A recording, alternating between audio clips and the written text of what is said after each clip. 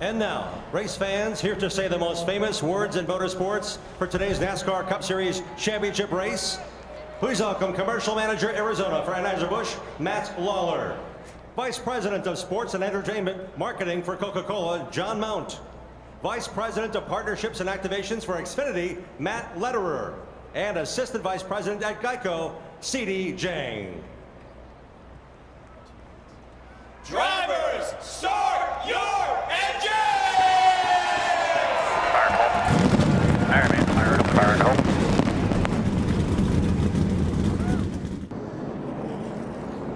We're going to take a little closer look at the championship four. And a year and a half ago, it would have been hard to imagine Kyle Larson being in this position. In April 2020, he used a racial slur during an esports event and was suspended by NASCAR. Larson apologized. He worked for months to learn more about the impact of racial injustice. He was reinstated by NASCAR for 2021 and given a second chance by Rick Hendrick, who believed in Larson's desire to become a champion both on and off the track. Now, Kyle has made the most of that second chance. He's been dominant this year, both in NASCAR and his beloved pastime of dirt track racing. Now, he could be the favorite to claim his first Cup Series championship. We'll take a look at Chase Elliott. We all know him, the defending champion, the sport's most popular driver, the son of an icon. At 25 years old, the Dawsonville driver has the opportunity to do something that his father, Austin Bill, never did. Become a two-time Cup champion. He never lets the pressure get to him, and he views just the opportunity to win a championship a privilege. He's been winning championships and setting records since he came into the sport. Today, he can add to that Elliott legacy by winning a consecutive Cup championship. Denny Hamlin has done everything in the sport except win a championship. 46 wins, 3 Daytona 500s, even a win as an owner with NBA megastar Michael Jordan. He recently said he lives and thrives in chaos. In the past, this championship moment may have been too big for him, but an older, more experienced Denny Hamlin, he says he's ready for it today. If he gets it done, it puts an exclamation point on his already Hall of Fame worthy career. Martin Truex Jr., the 41-year-old from Mayetta, New Jersey, had a slow start to his Cup Series career with only 4 wins in his first 10 seasons.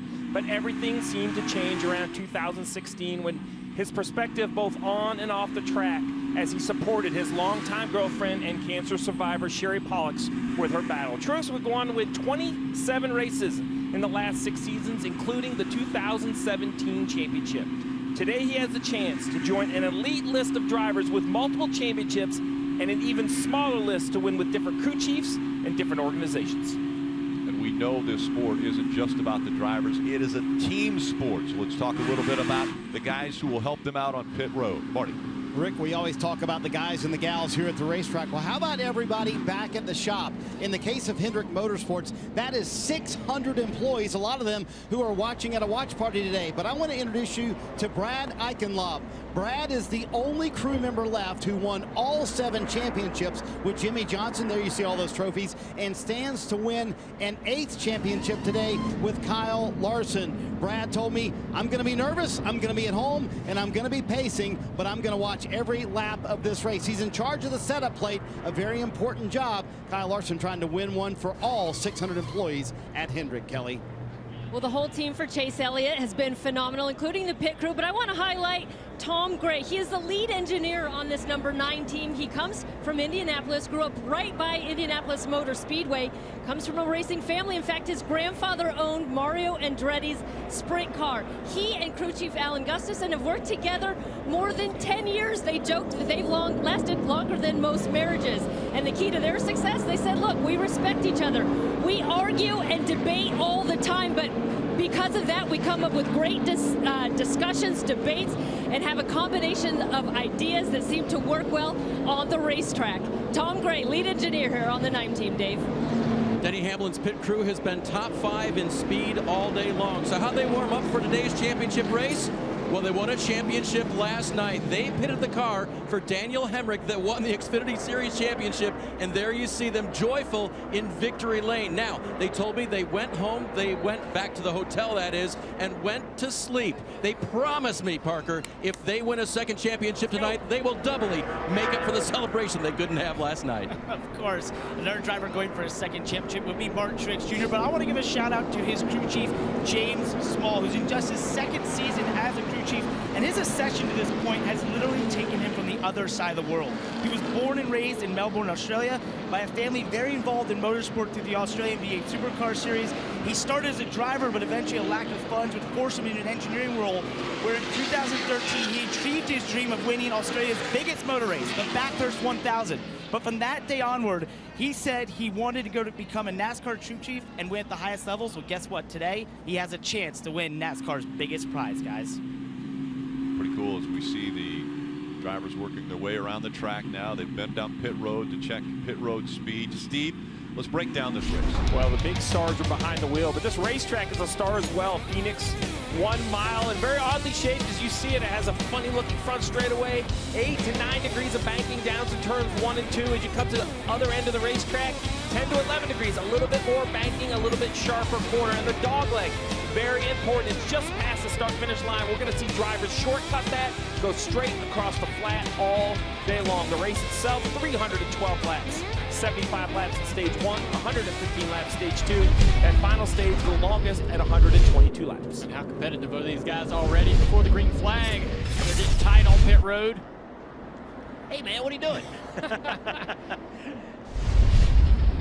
Well, now the nerves can go away. They're in their comfort zone. They're getting ready to take on this racetrack for 312 laps to determine a champion in the Cup Series. Side by side in the front row. Kyle Larson on the outside. Chase Elliott on the inside. Green flags in the air.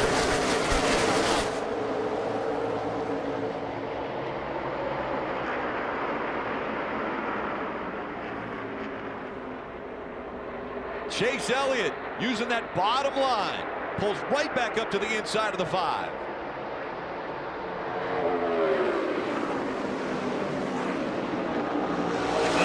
Racetrack, and Hamlin's way up the track back there, battling for 5th.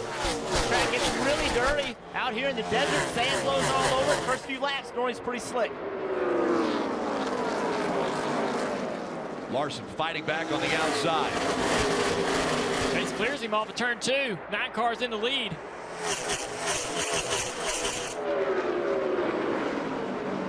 Ryan Blaney, William Byron, 12 and the 24, fighting for that 3rd spot.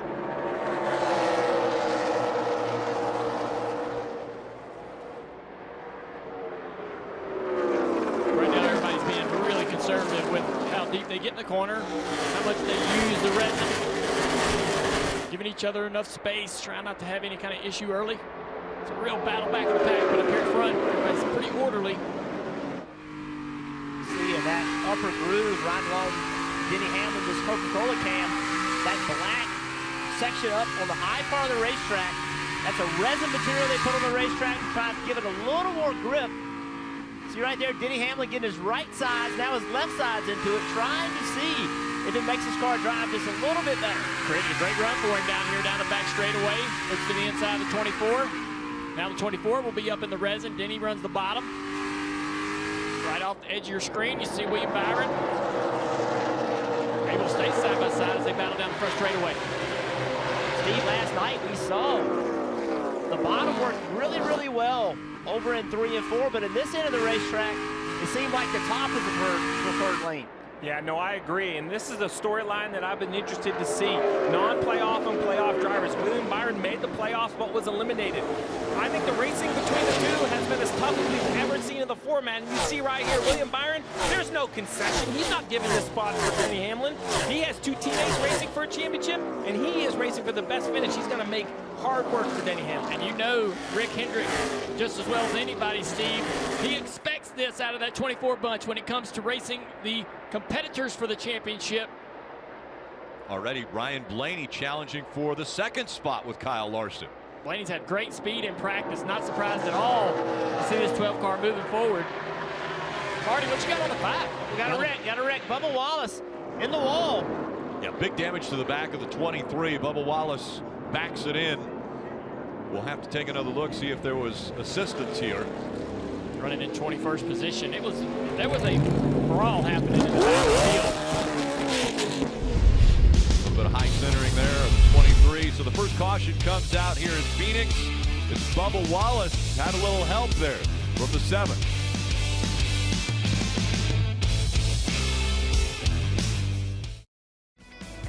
Underway with NASCAR Cup Series championship race from Phoenix Raceway. It's telecast presented by USAA. And take a look at why the caution came out. Battle for 21st. See Bubba Wallace on the outside. Corey LaJoie goes to go underneath him and then just gets up the racetrack, gets into the back of Bubba Wallace. Bubba backs in, big damage. And then Bubba Wallace applauding. Good job. These guys are buddies, but when your buddy gets in the back of you, you wreck, your day is over. We'll be friends for a little while. Marty. Hey, Jeff, we saw one of the championship 4 with an interesting move coming to pit road. Kyle Larson, who was in second spot, I believe, or had the lead, I should say. Kyle Larson coming to pit road. I just checked in with Cliff Daniels. I said, why pit there? Which is the same question Kyle Larson had. And he said, listen, if it goes for a long run here, we're going to be in a better position. But Larson giving up all that track position, Steve, now will restart 34th, just a few laps into the race. Yeah, he was running in the second position, and I'm baffled by this decision. Cliff Daniels won 9 races, so I know he must have a plan as we ride on here, the HendrickCars.com camera. But second to 34th, after we just saw a stack up getting into turn 3 that sent a car into the wall, 6 laps on my tires. I don't like this call by Cliff Daniels. Maybe he thought back half of the field would come. I've been in this position, but either way, Kyle Larson, this 5 team, going to have to be very careful on this restart. The other thing you're scratching your head is that the first stage is only 75 laps. They've got enough fuel to go the whole stage. Yeah, it's not a fuel conversation. The only thing I can conceive is that he thought 20th on back might come to make adjustments. Even with practice, hey, they're going to work on their cars, but he is going to be in the hornet's nest. We think 3, 4, 5 wide on these restarts is uncomfortable up front. I can't imagine what it's going to be like in the 30s. But I don't actually have a lot of concern about his chances the rest of the day because we know Chase Elliott had to start from the back of the field last year, won the championship. So if I'm his crew chief or his spotter, I'd remind him about that scenario. Say, hey, man, we're still in this. Same attitude going forward. Official pace truck for the Cup Series championship race, the 2022 Toyota Tundra TRD Pro coming to pit road now, and that puts the field back into the hands of Chase Elliott leading this one. And William Byron is going to restart on the inside. Ryan Blaney chose the outside line. They have a choose rule, so they were able to choose either inside or outside, and Blaney decided to start on that outside line. Yeah, I mean, we saw Chase take the lead from the inside, but the outside was the most successful last night. I think the leader will continue to take it.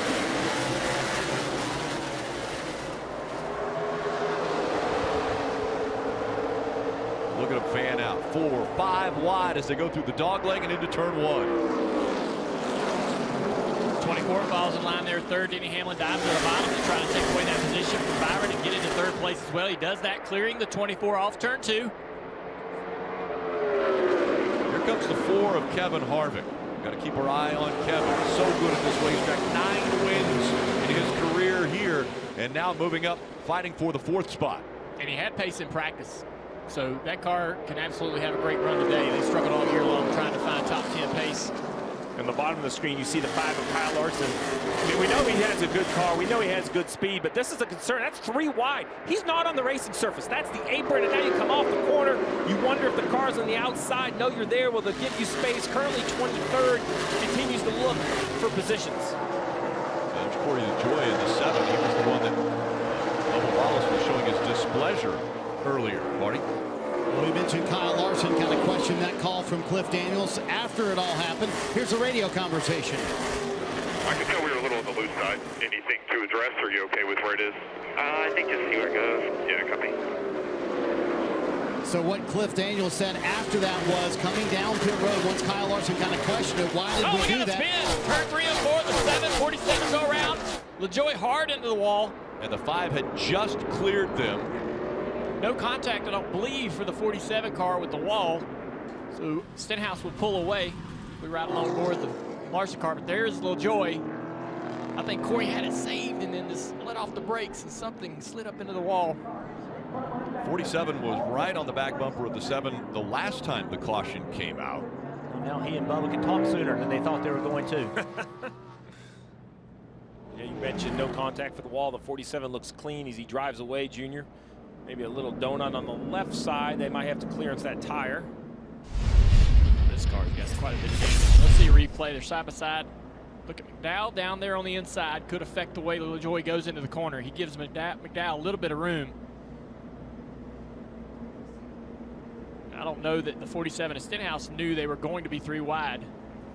Yeah, I think that's exactly right. I think Stenhouse believes that the 7 car is the only car below him. So knowing the 7's going to turn left, you know, he starts turning left, but of course, 47 car couldn't because there was a car there. And you mentioned, Rick, Kyle Larson had just gone through like the lap before that group of cars. So that's the concern when you lose that track position. It's, to Dale's point, it's a major concern for his championship hopes. As far as getting back to the front, it's more of a concern getting caught up in somebody else's mess, Marty. And Steve, just to follow up on that, Cliff Daniels said, I think we're going to win the stage with these little bit of fresher tires. So this caution coming out at an interesting time, Steve. You got to wonder if this is going to sort of split the championship for maybe some come here. But Cliff Daniels firmly believes those extra laps, or not extra laps on the tires, I should say, for Kyle Larson are going to be an advantage by the end of this stage. Pressure tires, even 5, 6, 7 laps, pressure tires, better for him? Well, this is not the normal setup we see, right? Low downforce, a lot of power. That means not a lot of grip. All right, race fans, you could win a Busch Pit Boss grill today. Follow @BuschBeer on Twitter and tweet #sweeps when Kevin Harvick pits for a chance to win. You heard him in pre-race talking about giving away one of those Pit Boss grills every time he comes to pit road. Well, the first one's happening now. Now all of the leaders come to pit road, and this will probably let Kyle Larson advance right back up there, Dave. So for Denny Hamlin, he said, we definitely don't have the same security we had going into 3, but we have better security going into 1, like we talked about. So you can tell that's something they adjusted to start this race. Parker. And for his teammate Martin Truex Jr., just complaining about the track being very greasy. Started 12th, got up to 9th there using the shoes. You see that adjustment in the left rear, Kelly. Chase Elliott, who was quick to take the lead, said it was a little bit slicker that last little run. Sounds like he's a little bit free in his race car. 4 Goodyear tires and fuel. Left-hand side as we ride on board with Denny and take a look at kind of the differing pit strategies. Blaney, Keselowski, Chastain, Dillon. You have to come to pit road. Then we have that group of cars, including Larson, that pitted on the previous yellow, and then from Elliott on back, cars that were just on pit road. So we heard Cliff Daniels talk about how he thought fresher tires would help. I'll be honest, I'm not sure what they're worth, but we're getting ready to find out because Chase Elliott starting 9th has the freshest tires. Right, Blaney will be on the outside of row 1, and his teammate, Ryan Keselowski, will be on the inside. So Kyle Larson already making it 3 wide. He got a great launch. That allowed him to get alongside 3-car Larson Dillon. And now look how low he is on the racetrack. Going to easily clear up into 4th. He did a good job of 4 wide back there. Getting down to 3 wide, going into turn 3. 9 into 4. Really tight back there. Blaney out front. And we're seeing the 9 of Chase Elliott take that same path way down the racetrack. Staying away from the 4. Maybe a smart move by the driver of the 9. Just mentioned the cars right there doing that. Moves up into the 6th position. So Blaney's up front, and Keselowski and Ross Chastain running in the 2nd, 3rd positions. Ross Chastain will move over to a new team next season. I'll tell you, the car that's struggling on this restart to get through this traffic is the 11. See him back there at the top of your screen. Right there, not making the advances that his counterparts trying to win this championship are making. He's had a little tougher go of it, being boxed in, trying to get in the right line. He got boxed in behind the 37 car of Ryan Preece and just could not get away from him. Hamlin currently scored 13. Running that higher line now, taking advantage of the resin on the racetrack. This time he's all the way down on the yellow line, Dave. Rick, that's what I was just going to point out. He restarted inside row 7, so he was kind of back in the mix there. But then we saw him move up into the resin. That was one thing that Chris Gabart told me, the crew chief, though it's not a concern, we didn't have a lot of practice time there up in the resin, so we're not really sure that line right there, how much grip it has. And now you can see Hamlin trying it to see if it's part of his way forward. See right here, Chase Elliott with those newer tires, taking the fight to Kyle Larson. Went really low down this front straightaway dogleg that last lap. I mean, really low. I think he gets the record. Oh, big wiggle out of the 9. Almost collects his teammate. To your point about being low, Jeff, I mean, if pit road wall was any lower, he could have gone lower on the straightaway. Big catch right here by Chase Elliott. Yeah, so that shows you Chase Elliott obviously has a fast car, drives underneath Larson, gets a left front right on that yellow line and around the back cage. That shows you how on edge these cars are and how you have to drive them. You got to find that edge. If you don't operate the very, very limits of grip, you can't make the speed you need to. Chase Elliott just crossed over it just that little bit, and you saw him lose control. And these tires are hot and they are sticky like duct tape, and they pick up debris. And running way low on the racetrack like that, while it does cut some distance, it's dirty down there. There's a lot of debris, dust, speedy dry, things that have been moved down out of the racing groove. You have to wonder if running down there, there's a bit of a penalty of grip in the corner once you get to the corner with all that debris and dirt on your tires. Riding on board the Xfinity Cam, as Chase tries to find a way around this fight. He's got more pace. I'm really liking what I'm seeing out of the 9 car. I think Allen and crew chief would have to be happy with what the thing looked like, what the car looks like right now at the first part of this race. I'm liking what I'm seeing out of that 5 car. I mean, he's on older tires, and yes, Chase Elliott is a little bit faster, but being able to fend off Chase Elliott with those older tires, Kelly, is pretty impressive. Yeah, and that big moment for Chase Elliott a few laps ago, he's been quiet on the radio. I asked his crew chief, Alan Gustafson, to kind of size them up in their race car compared to the others in the Championship 4. He said he feels like this 9 car is good on both the short run and the long run. He said, we're not quite as quick on a short run as the 5, but much better on a long run. He also said to watch out for that 19 of Martin Truex, not good on a short run, but he said he thinks their strength will come when they get a long green flag run, Marty.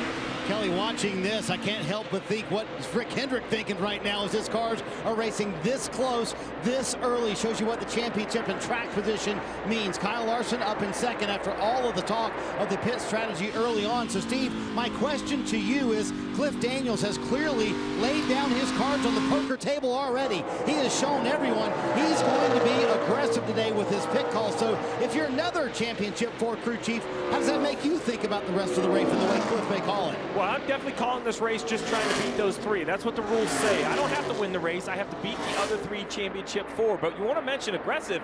I think Ryan Blaney is the aggressor of everyone. He's yet to even come to pit road and leads this race by a second and a half. So if I'm one of these crew chiefs, I know aggression seems like it should pay off, but not even pitting is working for the 12 car. So we have to ask ourselves, what are tires even worth? But I just think the 12 car had so much pace in practice. We talk about you know, the champions having to win here to be champion. Well, maybe not today. I think that 12 cars has enough pace in it to win the race. But another car that's equally as quick, right there behind these 2 here battling for second place, is the 4 car of Kevin Harvick. He's closed up on these 2 as Chase Elliott's tried to battle around this 5. Remember the bad blood between Chase Elliott and Kevin Harvick? I think Chase wants it to go away. Chase thinks it's over. We don't know really where Harvick is with that and how much he's carrying with him as far as that anger. But he's got a fast race car at a racetrack that we noted he was very good at. See right there. This was Bristol. Late in the race, Harvick gets up the racetrack, ends up cutting the tire, the left side tire of Chase Elliott. Chase Elliott's mad, lets him know that after the race and blocks him. Kevin Harvick feels like it cost him a win. Then at the Roval, they get together. Harvick sends the 9 into the fence. Right here, the 9 out of control. Coming down the racetrack, and then later in the race, the 9's rebounding. Harvick looking in the mirror, sees him, putting the pressure on, and misses turn 1 hard into the wall. But we watched live as Harvick goes around Chase, and look at the room that Chase was giving him. He gave him a whole car length. I don't want nothing to do with this right now. Not going to race you hard. You're fast. Go ahead. Well, look right here. Stage 1, 35 of 75. Lap 35 of 312. Chase Elliott knows what the game is today. The game is to win this race. You can lose it right now. You can lose a race right now. You can't win it. So smartly, and you know, the four's fast. Smartly saying, okay, now's not the time to fight. We're going to let you go, and we're going to go and live to fight another day. Kevin Harvick came to pit road also on lap 17. Fresher tires than Blaney, but Blaney's still holding off the field. Aerial coverage brought to you by Geico. Down this beautiful facility here in Avondale, Arizona. And for the lead, here comes Harvick. Looks to the inside of the 12 of Blaney. 41 laps in. Kevin Harvick just about to clear the 12. Now having to deal with the lap traffic. Oh, looks like the 19 and 5 got really close to making contact there down the back straightaway. Truex takes that position away. Blaney's really impressive, guys.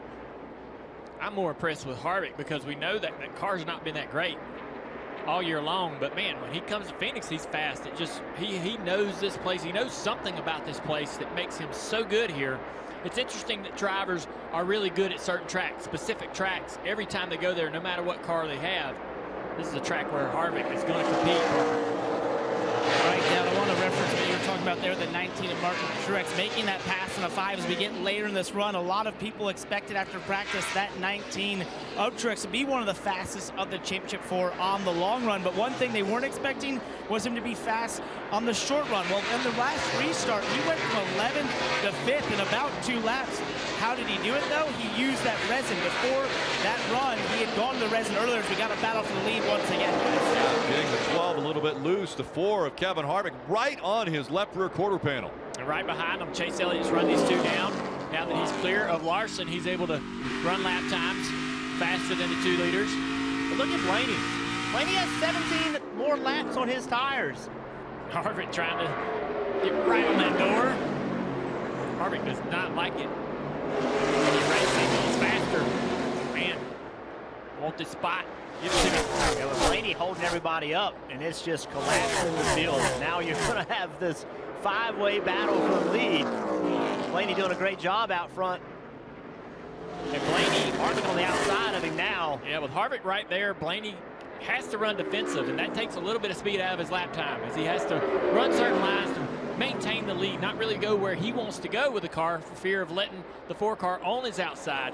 He wants to keep this high line, and he does a few things on corner entry and so forth that causes him some lap time. It's allowing all these guys to close in. They keep changing their lines, and now the 9 and 19 have closed the gap. Real fast speed out of that 19 car. Truex is going to try to get around the 9 as quick as he can. He's right on his bumper going into turn 3. Shoots to the outside here. Will he have the momentum on corner exit? He's going to get to the throttle sooner. Have a run here, dive to the inside. This puts Chase in that outside lane, and the outside lane's been really good over at 3 and 4. So he's hoping to be able to throttle up and get alongside Truex, but he's not going to be able to do it. Wow. Power move by Truex to be able to roll that bottom inner low and make the pass. Here comes Harvick, looking once again to the inside of Blaney for the lead. Now he's got pressure behind him with the 19 of Martin Truex Jr.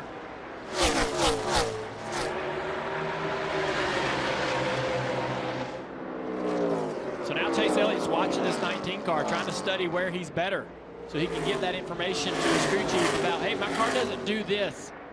He really didn't know that until he got around this 19 car to see that 19 car doing things better. We got an awesome battle here for the lead, a great battle between Harvick. He tries to work around the 12.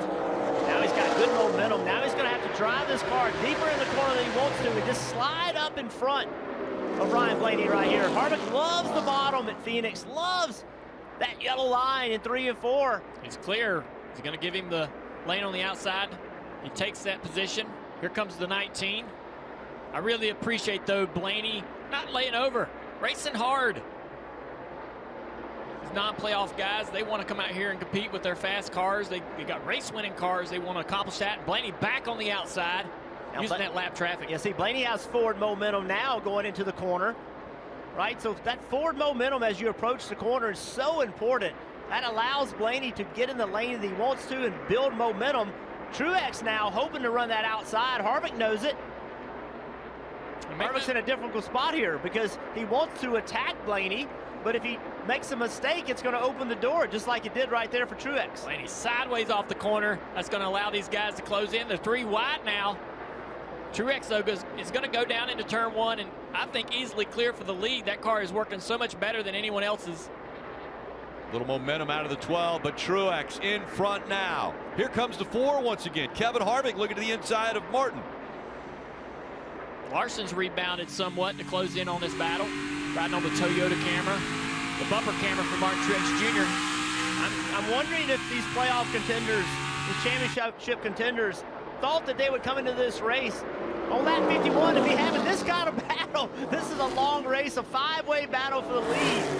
And make no know that was the pressure they were expecting. Make no mistake against these cars that are involved that are non-playoff drivers.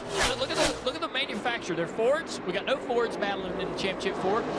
They got no teammates. They can race up in here. They got to take care of nobody but themselves. They can go out there and try to win. Parker.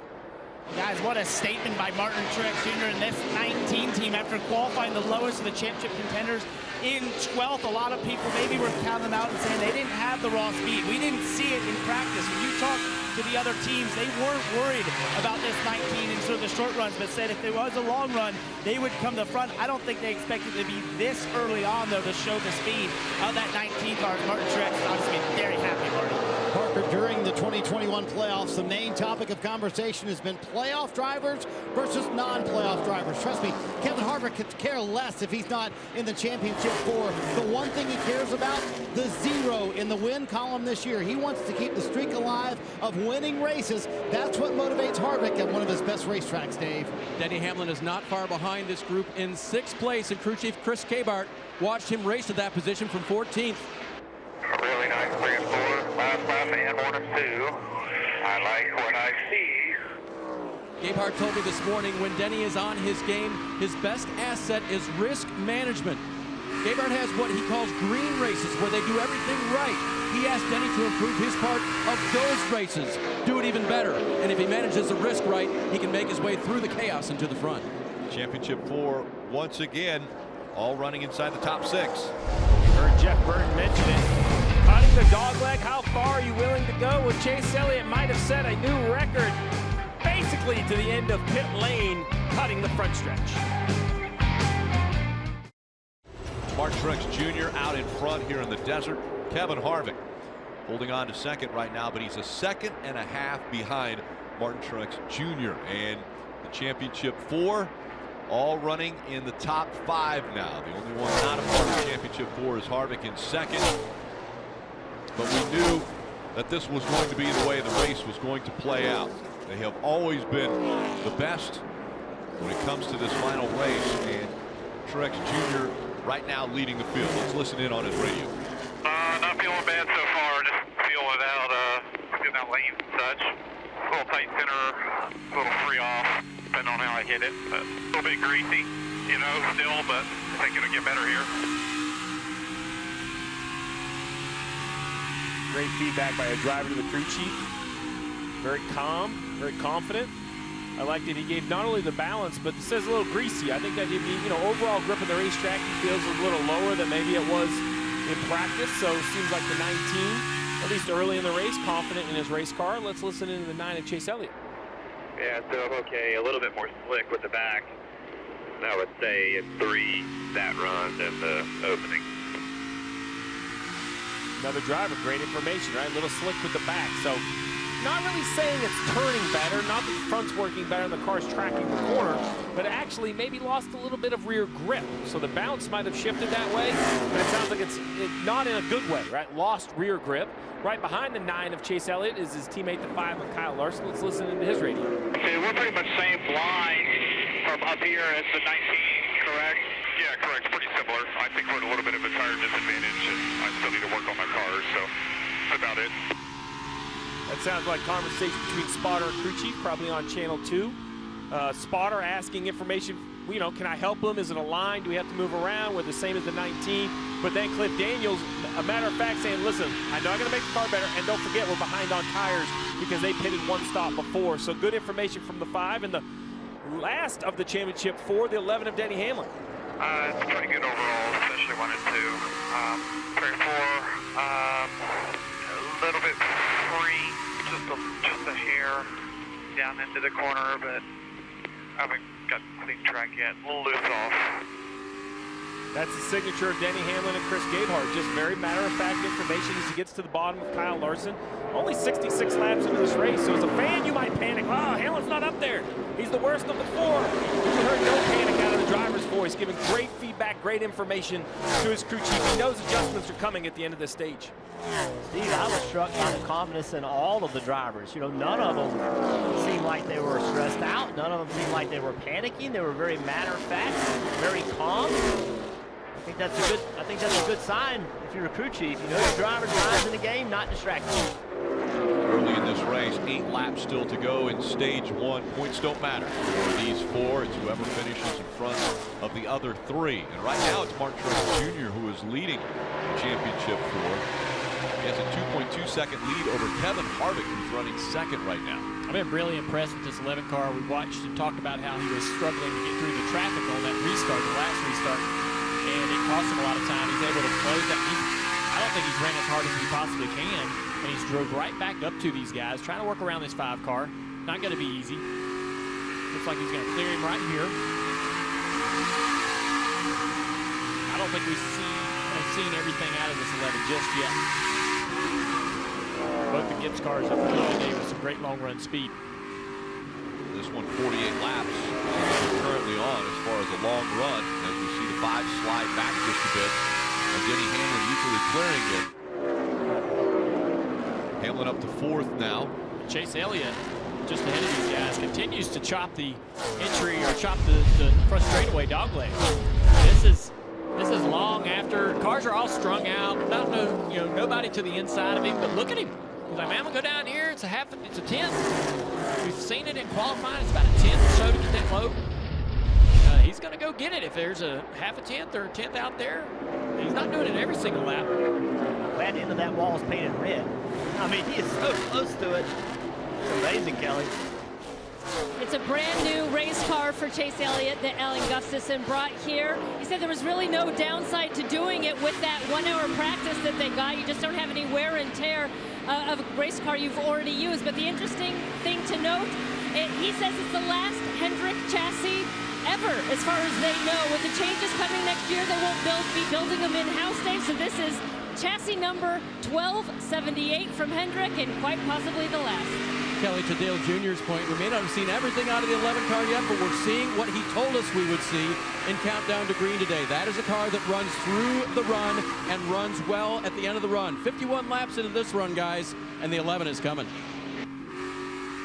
We talk about non-playoff guys. Here's a great battle as Blaney's starting to slide back through this top 10. We know Byron has had a great year, but look at Cole Custer. Had great speed at practice. He's ran great all day today. He's faster than both these guys, trying to run around the bottom there, making that pass a little difficult, having to use the bottom of the racetrack. But it's organization. The whole organization has struggled this year, and it's really hurt everyone that drives for them, including Cole Custer. But hey, it looks like that he has a really exceptional race car. Wow, Byron really using up a lot of racetrack there. Yeah, that's a case right there where William Byron just said, okay, enough.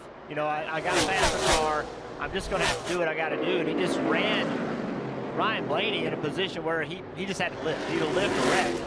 Ryan may not like that. We'll find out later. But at some point, you just got to get by a guy. Ryan Blaney on the oldest tire, still up here in the top 10. He's currently running in the 8th position.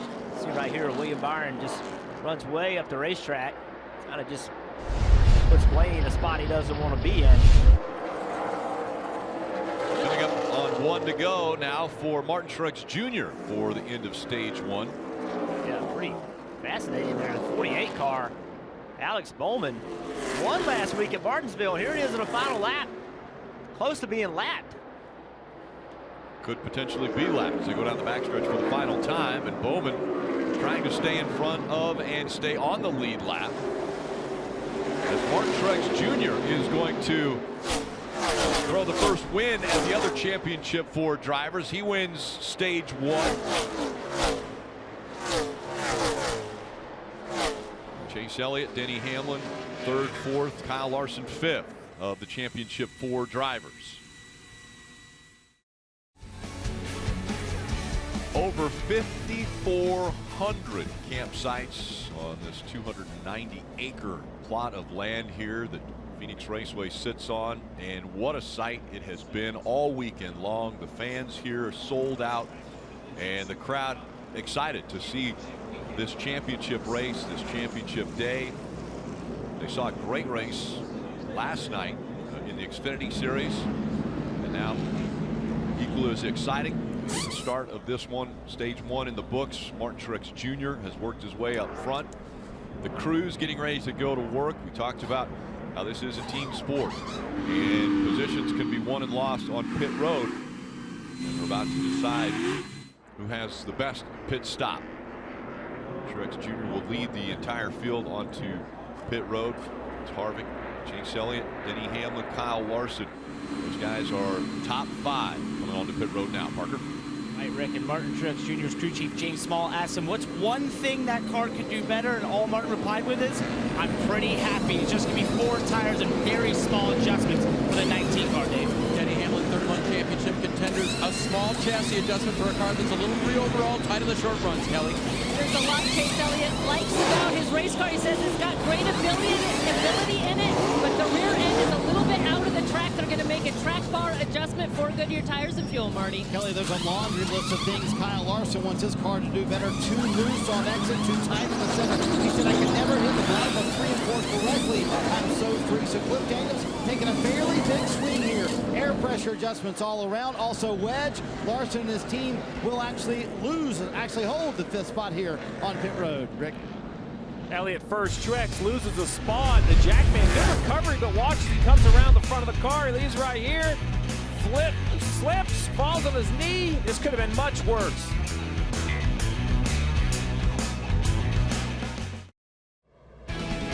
NASCAR Cup Series championship race from Phoenix Raceway. Telecast presented by USAA. And Peacock streaming this race live. You see the Peacock paint scheme on the 77 of Justin Haley. Want to go to the Ruoff Mortgage Peacock pit box now and check in with the guys. All right, Brad and Dale, we've seen 3 of the contenders lead the race so far, and all 4 of them ran in the top 5 that whole entire stage. Does anything surprise you? No, the only thing that surprised me is how aggressive they were with each other. I mean, these guys are racing each other really hard, not giving each other a lot of room. But no, they've separated themselves, and there's a reason for that. But it's going to be interesting as we continue to go throughout the day. Who can keep up with the track? We just saw Larson's team take a huge swing at some changes. What's that going to do to his race car? Yeah, and they had others racing around them. That's why they're racing hard, is because other drivers, including Kevin Harvick, up there racing them hard. Martin Truex wins the first stage. What'd that get him? Nothing. But it gained him some respect with these others. You better go to work on your race car if you're going to beat me here today. Yeah, Martin Truex has got to work on his race. Or Martin Truex is good. Everybody else has got to go after him. Yeah. We got to go after Rutt. Where's Rutt at right now? Kyle, I'm out here loving it on Rattlesnake Hill. You know, the fan experience is what takes this from a race to being an actual event. Because you can see down here, fans are able to bring their chairs, their party, everything they need here at the Toyota Turn 1 Terrace. These fans just show up. There's a tent, there's chairs. They get to take everything except the tent, including coolers, blankets, everything here. This is what makes this so special, because look at the greatest view you get here. This is what makes it an event for these fans, and they are loving it out here, guys. Take a trip up there. It was I great. was going to say, you were just up there a little bit higher on Rattlesnake Hill. Yeah, I mean, Rutt quit like 3 rows up. I mean, I was keep panning out. Look at that. All the way up to the top is where we went. But what a great view. Those fans, they actually have the best seat. I know the grandstands are great, but this is the view, and it's amazing. Okay, so the 9 of Chase Elliott won the race off of pit road. Martin Truex Jr. looks as though he's going to start on the inside of row 1. Denny Hamlin will be on the outside of row 2. And Kevin Harvick will be on that inside line in row 2. You mentioned Kevin Harvick. You also have Kurt Busch up here with all these championship contenders. Let's see how they race these guys into turn 1. Field now approaching the Geico restart zone as we get ready for the start of stage 2.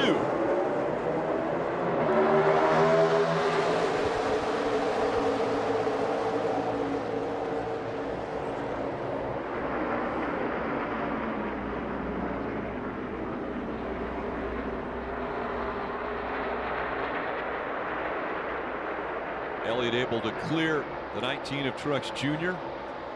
Hamlin and Larson nose to tail, fighting for that 3rd spot. Kevin Harvick in there as well. Larson going 3 wide in the middle. Harvick backed out, gaining room. Seeing a little bit of urgency there in the 5 car, making that type of a move. He drives like he knows his car is the best on new tires, Junior, right? Like he has to make time now. As the run goes, I feel like he gives up to the other cars. 1, 2, 3, 4 for the championship 4. This time led by Elliott. Chase up here trying to hold off the 19. Truex trying to find a way around. Chase goes to the bottom of the racetrack. The 19 of Truex to the top. Martin's going to try to use momentum off the high side. And he closes in down the back straightaway, but he gives up so much time entering into the center of the corner, he's not able to try to make a pass. But right here, the 9's going to throttle up and drive away. Truex tried to drive in on the outside and hold him tight. Couldn't finish the corner. Eventually, if Martin is able to make speed up there, the 9 will eventually take that line away. Right now, everything's working on the bottom for Chase. I don't see him changing. He's going to get a lot of information from the spotter about where these guys are running, how they may be beating him. Right now, he doesn't need to change the things. He drives away from Truex. Foreshadowing, you look towards the end of the race, you see the 4 drivers all on the same tires, more or less, as far as the amount of wear on them. And Chase Elliott pulling away right now from the other 3. We're starting to have a little bit of a signature to each car's strengths and weaknesses. And now the challenge for a crew chief, as you see both Chase Elliott and Martin Truex Jr. going to work, is if you're James Small, you just drove to the lead, won the stage, you got probably the best long run car here. Driver likes the way it drives. Do you make adjustments for the short run? Because then if you make adjustments, you don't improve the short run, you hurt the long run, now you've taken away a strength of your car. So that's kind of the debate some of these crew chiefs have to make now. When I say make adjustments, you know, to make a car better on the short run, it usually needs to be a little tighter, balance-wise, maybe a little bit different air pressure. Those are the types of things that are going to cost you time at the end of the long run. Chevrolet is fighting for position here between William Byron and one of Kurt Busch. Again, the 1 and 42 Chip Ganassi Racing. That organization goes away right after this race. Trackhouse Racing has purchased the charters, and so this will be the final race for Chip Ganassi Racing at the highest level of stock car racing. Right behind them, Brian Blaney's trying to recover from all the track position he lost when the old tires that he was out there on faded on him late in this run before the caution. So before the end of the stage. So he's got a great race car, a lot of speed, but now having to work his way back through into the top 5. He's doing Kurt Busch on the outside. Kurt Busch, 43 years old. As good today as he's ever been. One to drive next year for Denny Hamlin, Michael Jordan. Kelly. And I talked to Kurt before the race about the changes ahead, but first about what it's meant to race for Chip Ganassi. He said Chip's taught him a lot. He said he appreciates Chip's honesty, but he said there was a huge fun factor of racing for him. He said he almost would show up and wouldn't ask for a paycheck. He also appreciated the fraternity at Chip Ganassi Racing. He said we'd get called to a meeting in Sebring and all the sports car guys and IndyCar guys would be there. So it was a great fraternity. As far as headed to 2311 Racing, he's looking forward to the newness and a fresh start as a veteran of the sport, Marty. Kelly, what a terrific season it's been for Ryan Blaney, trying to make his way back up through the field. First time he's ever won multiple Cup Series races in a year, and certainly has established himself as a championship threat moving forward. Also the final race for his crew chief, Todd Gordon, stepping down off the box after 20 plus years in this sport. Going to take some time to spend a little extra time with his family. Also going to work on maybe construction, building some houses, flipping some houses. So that's what Todd Gordon is retiring from racing to do, and said he just wanted that extra time. His girls are going off to college, so he said, I need that couple of years before they finally leave the nest. So congratulations to Todd Gordon on a fantastic career, trying to get his driver in victory lane one more time this year. And we saw the 21 event, but that'll get by the one there just a moment ago, as we see Harvick racing very hard now, trying to break into the top 4 here. Harvick's been winless this year. Think about that. He won 9 races last year. Had an incredible year. Every time you looked up, he was leading races. He was just unbelievable. It's just been such a struggle. He does not want to go winless. He has a chance, man. He is going to push the button to try to win this race. His last win this season, can you guess that was 2009? Oh, wow. It's a long time ago. And I think he's got the pace of the car to get up there and do it, but now it's going to be more and more difficult trying to pass these guys. Let's get a few updates from pit road. We'll start with Kelly. And we'll start with Chase Elliott, who leads this race in pursuit of his 2nd consecutive Cup championship. I asked him what the best part of being champion all season was, and he said, honestly, it was just knowing what we had accomplished. We got to walk away from this race last year knowing that we were the one team that set out and accomplished everything we intended to for that season. He said it was a fantastic feeling, and we could carry with it all year long. So they're trying to achieve that again and have the piece headed into 2022 as back-to-back champions, Parker. Well, Kelly, the car trying to run him down is that Toyota there for Martin Truex Jr. for our Toyota driver update here. And Steve was alluding to what decision would James Small make when he sees that maybe this 19 isn't that fast on the short run. That's something James and I talked about this morning. And he told me, of course, obviously I can up the tire pressure and some of those adjustments we do. But one thing he talked about was that they saw the Hendrick cars were driving further into the corner earlier on the run, using more brake. So he pointed out to Martin in their debrief and said, look, if I need some speed in the short run, maybe we can try driving a little further. That's where the driver can help out to find that short run speed, Marty. Parker, you heard earlier Kelly mentioned that Chase Elliott has a brand new race car here this weekend. Well, Cliff Daniels and Kyle Larson went the exact opposite direction. This is the 2nd oldest car in the 5 stable. Cliff Daniels told me earlier this week, I wanted to bring something that I had a history on, I had a notebook on, a direction of where I needed to go with the car. The direction right now is they need to find some long run speed with this 5 car. So quick early in runs, Dave, but as the runs go on, they seem to be losing time to the 9 and the 19. Very little interaction on the radio from Denny Hamlin since the restart, and that's about the same way it was this week, according to crew chief Chris Gabehart, and that is normal. He said, I bet we have the least interaction of any crew chief driver combination, and I'm proud of that. We've been successful, and it highlights the efficiency of the process that we have built. It requires very little interaction. Rick, I now interact with you. And I enjoy our interactions as well. So Chase Elliott up front, Denny Hamlin the furthest back of the champ 4. Let's listen into his radio. All right, so I'm a little loose into 3. Neutral forward is on the run. My center's okay, maybe a little stuck though. The biggest thing I see is entry of 1 speed. Seem to be beating you there a bit.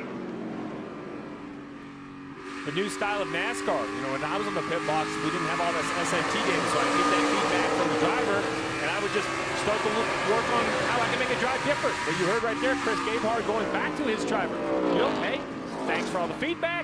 I'm looking at this other data, this speed data, this driver controls that other drivers are doing, then gives his driver feedback on where he's getting beat so he knows where to attack. And what was interesting about that, Steve, was that Denny didn't mention anything about turn 1. He said turn 3, I'm loose into turn 3. So crew chief's like, okay, you may be having that issue, but we got to figure out something in turn 1. That's where the speed is. That's where that technology and communication is so important. 2.5 seconds for Chase Elliott out in front of Mark Truex Jr. now. And I'm waiting for that to kind of flip, right? Truex really come on in the second half of that run. Currently 24 laps in this run, and Chase continuing to run better lap times than Truex.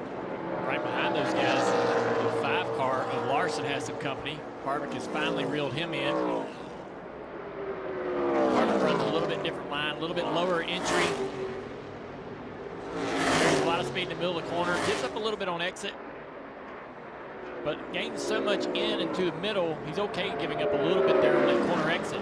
Watch that lower entry right here. Even though they're both running the high side, he chops that entry, goes in lower, forces the car in there faster, and tries to maintain the gain on corner exit. Junior, I feel like this resin traction compound that has been put on the racetrack to widen the groove out, I feel like that took some of Harvick's advantage away from this racetrack. He was so good when you had to run the bottom. You see right here is making the top work. But when everybody had to run the bottom, it seemed like he knew something. He had a feel that he was looking for. He's having to adapt to this type of racetrack to get back to that ability to just come dominate these races here. And when we mention resin, you've heard traction compound, PJ1. This is a different chemical. This is a different application than PJ1. It's supposed to possibly have a little less grip, but be more consistent throughout the race. Not maybe give up as much, not be so unpredictable on sticker tires. We had great success with this at other racetracks like Nashville Superspeedway. And it seems to be working well throughout this weekend for the Truck, Xfinity, and now the Cup race. And the reason it gets put on the racetrack is trying to create multiple groove racing so that you don't just have to run around the bottom of the racetrack, so the drivers can move around, find different places, try to navigate around the guy in front of them if you have a little bit faster car, and just give the driver some options. Well, race fans, you could win that Busch Pit Boss Grill today. Follow at Busch Beer on Twitter and tweet #sweepstakes when Kevin Harvick pits, and you will have a chance to win. Kevin Harvick now in front of Larson. You mentioned, Jeff, a different line, learning different things at 45 years old. One of the elder statesmen here in the Cup Series. He's learning new things, different things. Maybe. Brake shake. I'm going to try to turn off my rotor fan. We heard brake shake out of Truex. We heard that yesterday in the Xfinity Series too. That's Truex. We don't know if that was just now or maybe a few laps ago, but he has been running faster than Elliott. He's been running quicker lap times the last several laps, and you see the gap closing.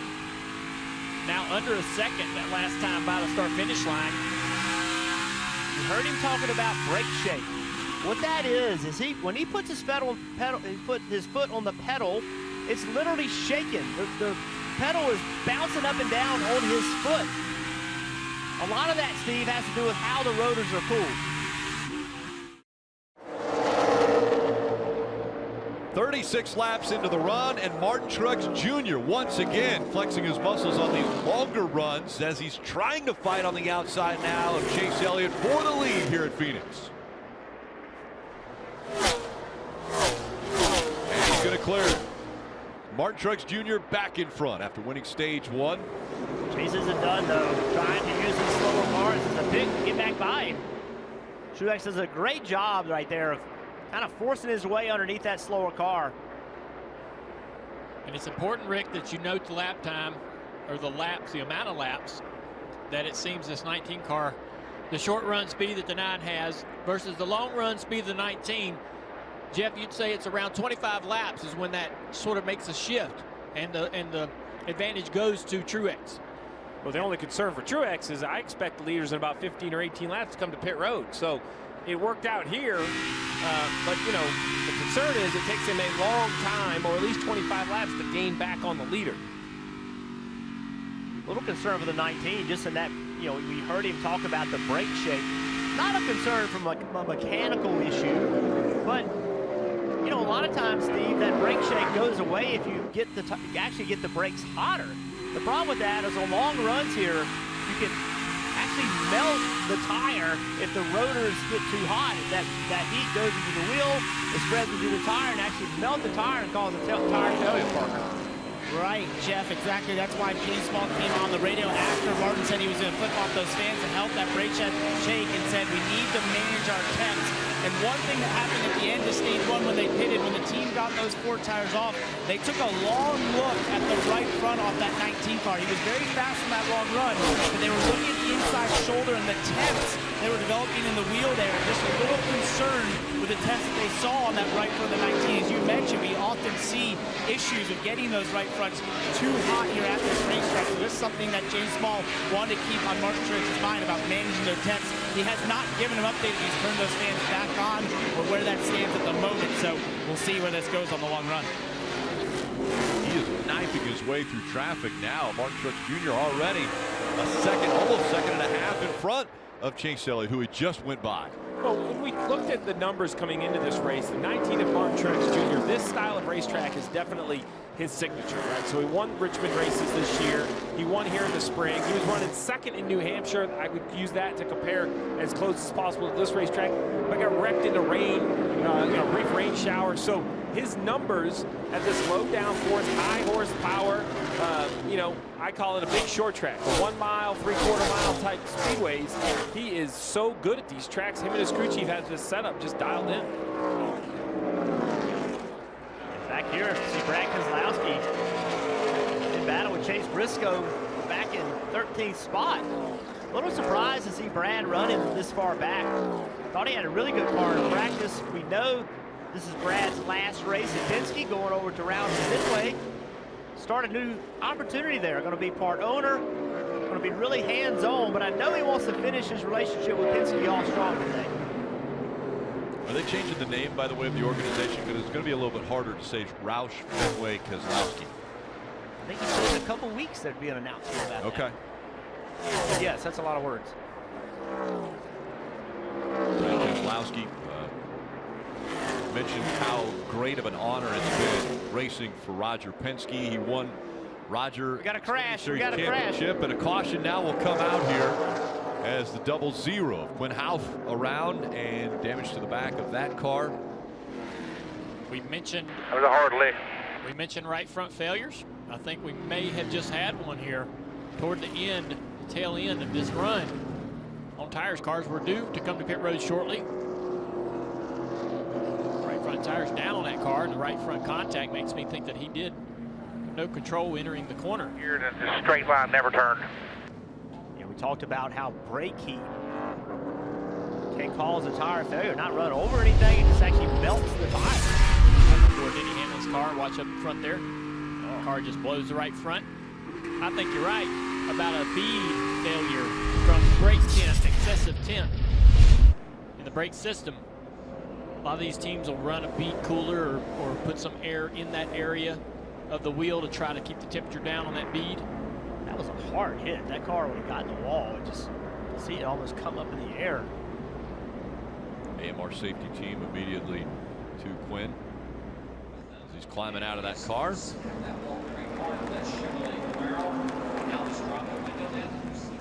This second stage, 115 laps in length, 54 laps completed. So everyone was going to have to make a green flag pit stop, but I would expect all the leaders to come on pit road when pit road opens. This will put them in their fuel window to make it to the end of the second stage. This is Starcom's last race. They actually sold this team. This will be their last race in the Cup Series.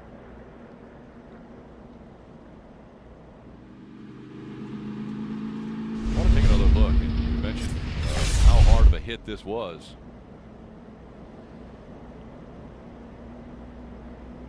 He's fortunate enough to be able to get on the brakes just a little bit, take a little speed out of the car, but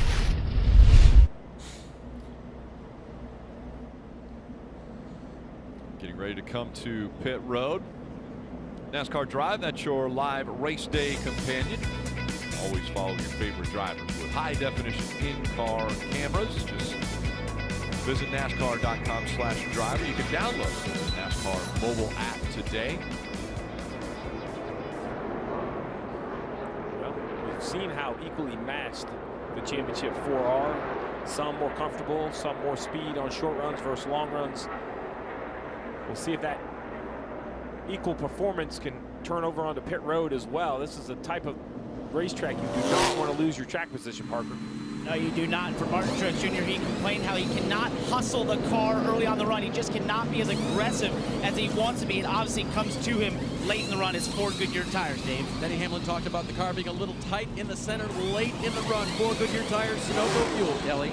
Chase Elliott says he's getting free late in the run, but he doesn't know how much tighter he wants to be at the beginning. It's a small track bar adjustment for tires and fuel, Marty. Kyle Larson said we're better on this run, but we're still a ways off from the other guys. It's good for about 10 to 12 laps. It gets too free, especially on exit, especially in turns 3 and 4. Another big swing for the 5 team. Pit crew delivers, though. They gain him a couple of spots. His teammate Chase Elliott holds on to the lead. Truex losing 3 spots on pit road. So right now, they are trying to dig out of that hole. Well, as we went away to break, we showed that the 19 lost a couple spots on pit road. Watch right here. Focus on the front tire changer. I mean, a little slow on lug nuts. You see a little trouble pulling it off. I mean, that doesn't jump out as a glaring issue, but that's really it. The left side is pretty clean on the 19. That's all it takes to lose spots in this championship race, Rutledge. Guys, I know we get so excited with these restarts because when you look at the area that these drivers cover, it's like they're going from the second story of the roof down to the basement and then back up. Jeff Burton, for one of these drivers, how much can you really see during one of these restarts when they go 5, sometimes wide? Right, the problem is when you're on the inside lane, you have no idea where the guy is on the outside. It's the strangest intersection as you enter turn 3. You got to go back up onto the racetrack to get the angle right, and you don't know where the guy is. You're just hoping he's going to give you room. Is it in the back of your mind? The 4 and the 9 side by side, the history they have had already this year.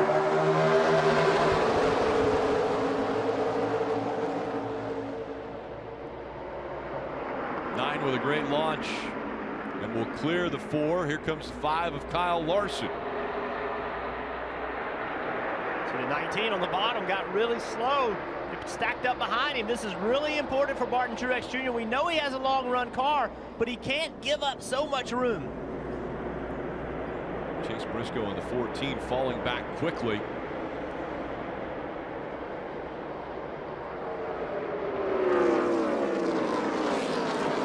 Briscoe leading right now the rookie of the year competition between he and Anthony Alfredo. Look at this close call. And Blaney on the outside of him just gets so tight. Here he comes. This is what is really important, in my opinion, for Martin Truex Jr. if he's going to win this race in the championship. What kind of race do we get? Do we get a long run? Do we get a short run? For him to win, he needs to maybe work on making his car drive better, taking off. This is a great opportunity to make a change and see if it works. Well, if I'm James Small, I'm getting off the pit box and pepping up my pit crew. Because I agree with what you're saying with car adjustments, Jeff, but the other thing this 19 has to do is stay within touch of the Hendrick cars. You can't spot them spots on pit road, then spot them 2 more on a restart and just assume your driver is going to continue to drive to the front. That's a lot of wear and tear on the car. And we saw now the racetrack, there's not a ton of sun on it, but the turns 3 and 4, as the sun starts to set, is going to be shaded. And that's going to change this racetrack. It's going to change who's fast, whose car is working best. Oh, we got a car on the wall, left front tire down on the 47 car Stenhouse. Broke the right front suspension with the contact. It's probably going to end the day for him. Yeah, he just went into turn 3 and the car went straight. That left front tire, as you pointed, being flat. Dale, I'm assuming contact on a restart. That's been the signature of these flat tires early into our run. So we're going to look at some replays, hopefully, of this car, but either had some contact or going on this transition. On this transition across the racetrack onto the apron and then back up. That can be so hard on the sidewall of the tire and how it marries to the contact patch or the tread of the tire. And we see failures at tracks like Fontana and other places because of the bumps that kind of flex and bends that joint in the tire. NASCAR Cup Series Championship race from Phoenix Raceway, telecast presented by USAA as we get ready for the restart. Under 47 laps to go here in stage 2. We talked a lot about pit crews. Dale, Jeff, you guys stood at the front of the grid that entire pre-race show and talked about this being a team sport and everyone was going to have to show up and do their best. Sometimes stats tell the truth. Well, here it is. Here's the ranking of the 4 pit crews coming into this race. And as you see, the 19 of Truex, not much. We're talking 0.2 of a second. Average, slower than Kyle Larson. But today, they have definitely been a little slow. Now, the good thing is, first half of the race, we'll forget completely about those 2 stops if they show up here in the second half and hold the lead or perhaps gain the lead for Truex. So, you know, what have you done for me lately works good as what you've done lately, Dave, is great stuff. Steve Denny Hamlin's crew, however, needs to gather themselves for the last pit stops of today. There will be a few of them, but so far today they're minus on 2 stops, even on another. And how did Chris Gabehart, the crew chief, handle it? Well, he didn't. He didn't come down angrily off the pit box. He didn't tell Denny Hamlin exactly where or what went wrong to put that into the driver's head. They are professionals. They won a championship last night in the Xfinity Series, but they have to find a way as athletes to become better at what they're doing today.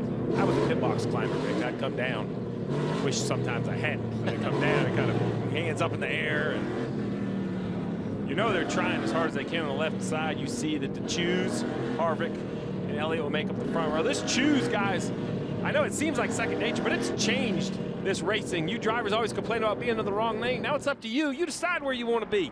To the left or to the right of that V. Just don't hit that orange box. It's a penalty. So I love the fact that, hey, if you don't like what lane you're in, choose another one. This is back on you drivers. Yeah, absolutely. Especially here where you're 5 and 6 wide sometimes going down into turn 1, and you've got a lot of options, a lot of people trying to do a lot of things to you and put you in a bad situation. You get to choose, you know, kind of how you get to choose your fate and control your destiny a little bit more with this rule. I love it. The drivers do too. Comes field once again, approaching the Geico restart zone. Elliott and Kevin Harvick making up row 1. And Larson back there in row 2, a great restart. Pushing the 4 into turn 1 now. And the 9 up high. My goodness, look at all of that going on behind these guys back in the pack. 4 wide, funneling onto the back straightaway. It just doesn't seem like it works. Look like Denny Hamlin is, right? For pit stop, look where he is, back in the pack. That's not where you want to be in the middle of this crazy restart. It's easy to get your car down. And as we get further into this race, those restarts will get more intense because the drivers will have more urgency, less likely to give and take.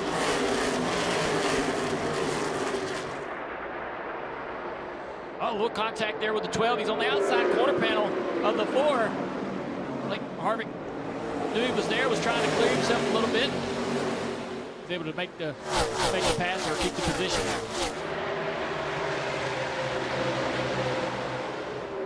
You mentioned the 4 and the 12, 2 Fords. It's been well documented. Kevin Harvick, 9 wins a year ago, no wins this year. But I really think it's been a struggle for most of the Ford camp. I mean, they came to Phoenix. The only opportunity to win a championship was with Austin Cindric in the Xfinity Series. They had no cars advance. Although 3 Team Penske cars made the round of 8, none were able to make the championship 4.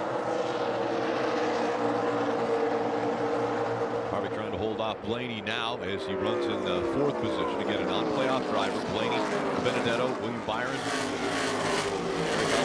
All part of the top 10 right now and non-playoff drivers.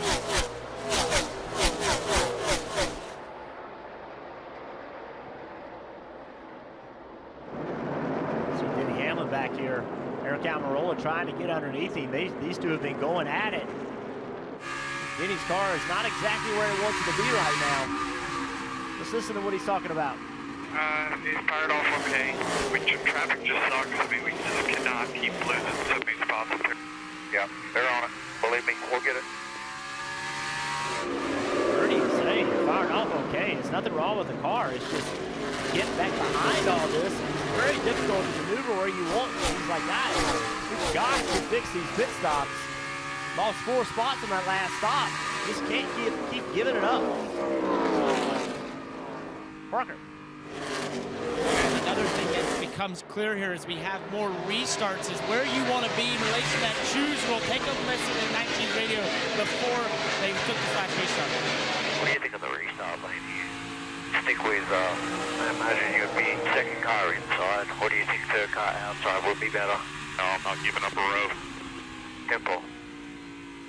And that's the key. I'm not giving up a row for Martin Truex. So he was thinking maybe, or the team was thinking maybe he wanted to be on the outside. That's where he was making a lot of time early in the race. But he has noticed he doesn't want to give up a row at all in any position because he thinks he can make them up as he dives to the bottom there on Kyle Larson. A great battle, the 19 and 5. Give up a row. Because remember, as they choose, we just went over the choose rule. Everybody loves the top. So Truex says, well, man, if I can move up an entire row, 2 positions to go to the bottom, I know that's the non-preferred lane. I'd rather be there. I mean, he is a big fan of the choose rule because a week ago at Martinsville, we were coming to that late race restart, and everybody chose the bottom, and he got to move up 2 spots on the outside. That was the 2 points that he needed. It took a lot of pressure off in those closing laps to advance. And as Truex tries to make a pass on this 5 car, and the 4 of Harvick closes in, as well as the 12 back there of Blaney, it kind of takes a few tools out of the toolbox for the 19. He has to all of a sudden start being a little more defensive about his line. This opportunity to dive to the bottom, he can't quite do that as much because of the potential of 4 car jumping to his outside quarter panel. He's going to have to make this pass quickly without, you know, maybe losing a position to Harvick. Marty, what you got on the 5 car out here? Well, same song, different verse. Oh, we got a crash started, Marty. Turns 3 and 4. Chase Briscoe on the 14 into the wall. Backed it in there. You see the damage to the left rear. Oh, yeah, I'm good. He was running 12th. Hard lick right there. It's disappointing for Chase Briscoe. Having a solid run today. It's been a struggle. So hard for these young drivers without practice to get into a rhythm. Let's go back and see what happened to Chase.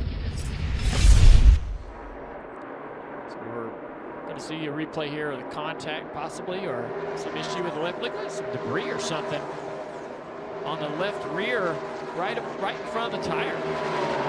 There was some contact. He sees it. He senses the left rear tire's flat. He senses it and lifts real early. So there was some contact or something that has damaged the side skirt on that car, and somehow or another, either the contact or the damage has flattened that left rear tire. He sensed it, lifts early right here. He's like, oh no, I'm in trouble. The tire is completely flat. Kyle Busch does a great job not running in the back of him too hard, but he's already going to wreck, regardless of whether Kyle's there or not. The fuel cell does an amazing job keeping the fuel inside the tank. And the field working their way onto pit road again, Parker. Right, and Martin Truex Jr. was told to just follow the leaders there, as he did coming down here. They get 4 tires on this 19 car. Once again, just looking for a little bit more stability on the early portion of the run. Denny Hamlin radioed his crew, I'm just not good enough on the short runs. There'll be an air pressure adjustment here. He just needs a good stop from the crew. Parker, Kelly. Chase Elliott said his 9 car fired off better. He said it was turning better from the get-go. No changes for that 9 car, just 4 tires of fuel, Marty. Kyle Larson said with that cycle of tires, tighter in the center, looser on exit, they have not been able to get rid of that all day long. You got to wonder how many tools in the toolbox Coach Daniels has. The pit crew, though, they deliver. They've been the best throughout the playoffs. They keep Kyle Larson up to the lead.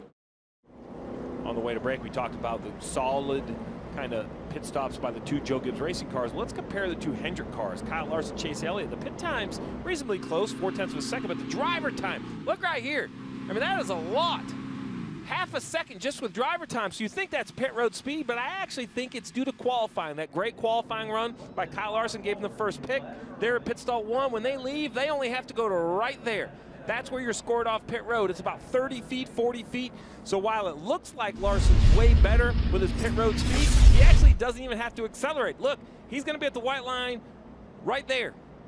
Chase Elliott is going way, way faster than him, but he scored way back at that first white line. That makes his overall time look so much shorter. What I love about this race, this isn't the metric, this isn't all these different things. No, it was effort.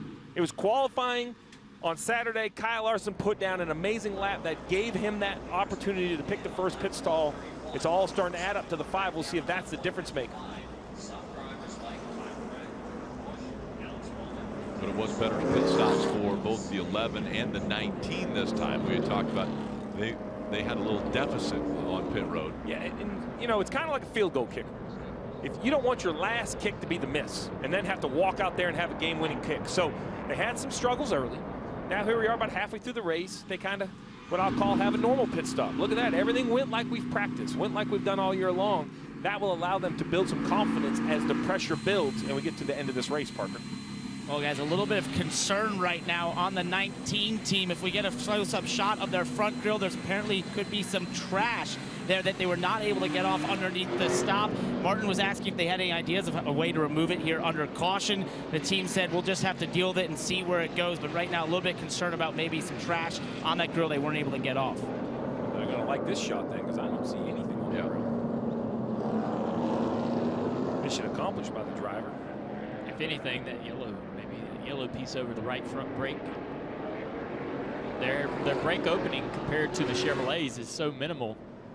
Something like that could completely change how the right front cools, but Otherwise, yeah, Steve looks pretty clear. Talk about Denny Hamlin stop before, that was all spots. Well, his team really responded. That was their best stop of the year right there. Bring your best to the championship battle. That's what you got to do. You make a mistake, you got to look on past it and recover. That's what they did. Great stop that time. See this? You know what looks different here? Yeah. Those aren't playoff drivers up front, right? Cars stayed on the racetrack. Reddick, Kurt Busch, Bowman, and Suarez all stayed on the racetrack. Larson chose the bottom. I love this choice here. Even though it's not preferred turn one, he's going to have a lot of real estate left if his car launches. Behind him, the other playoff drivers. This is going to be nerve-wracking now that they're in traffic. And Hamlin chose the top. Let's see how that affects him with those slower cars. Old tires on that outside lane.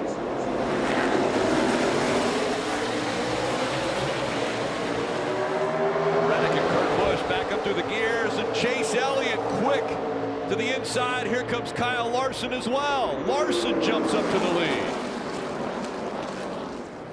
It was like a river of playoff drivers to the bottom. Impressive by both the 5 and the 9. Oh, they squeezed each other. Little contact was made. We saw the 9 wiggling around as the 11 and 19 are fighting back here for position as well.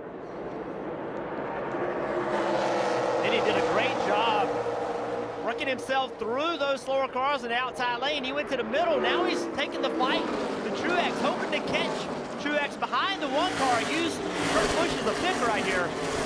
Clears him. Truex falling in behind the 1 now as the 11 of Denny Hamlin goes below the 1 of Kurt Busch and clears him. It looks as though the 19 will do the same. That's the replay of the 2 Hendrick teammates down the back straigeway. Oh, man. That was close. Sorted out. And the Gibbs guys continue to battle behind them. Just 27 laps to go in stage 2. Time after time we come here and see the performance of the championship 4. Once again, they're running first, second, third, fourth on the racetrack. Past halfway of the race. So the season winding down, less than half a race remaining, and a champion still to be determined. And no one has stood out. We've seen Martin Truex Jr. on the longer runs get up front, but now it's Kyle Larson on the short run leading the field as Chase Elliott right on his back bumper. It just screams kind of execution, guys, right? I'm not sure anyone is just so head and shoulders above one another that they can. Oh, Larson's loose. Man, that has me nervous. I was saying that you can kind of overperform. I think it's going to come down to execution, perhaps. Who makes the mistake and costs them?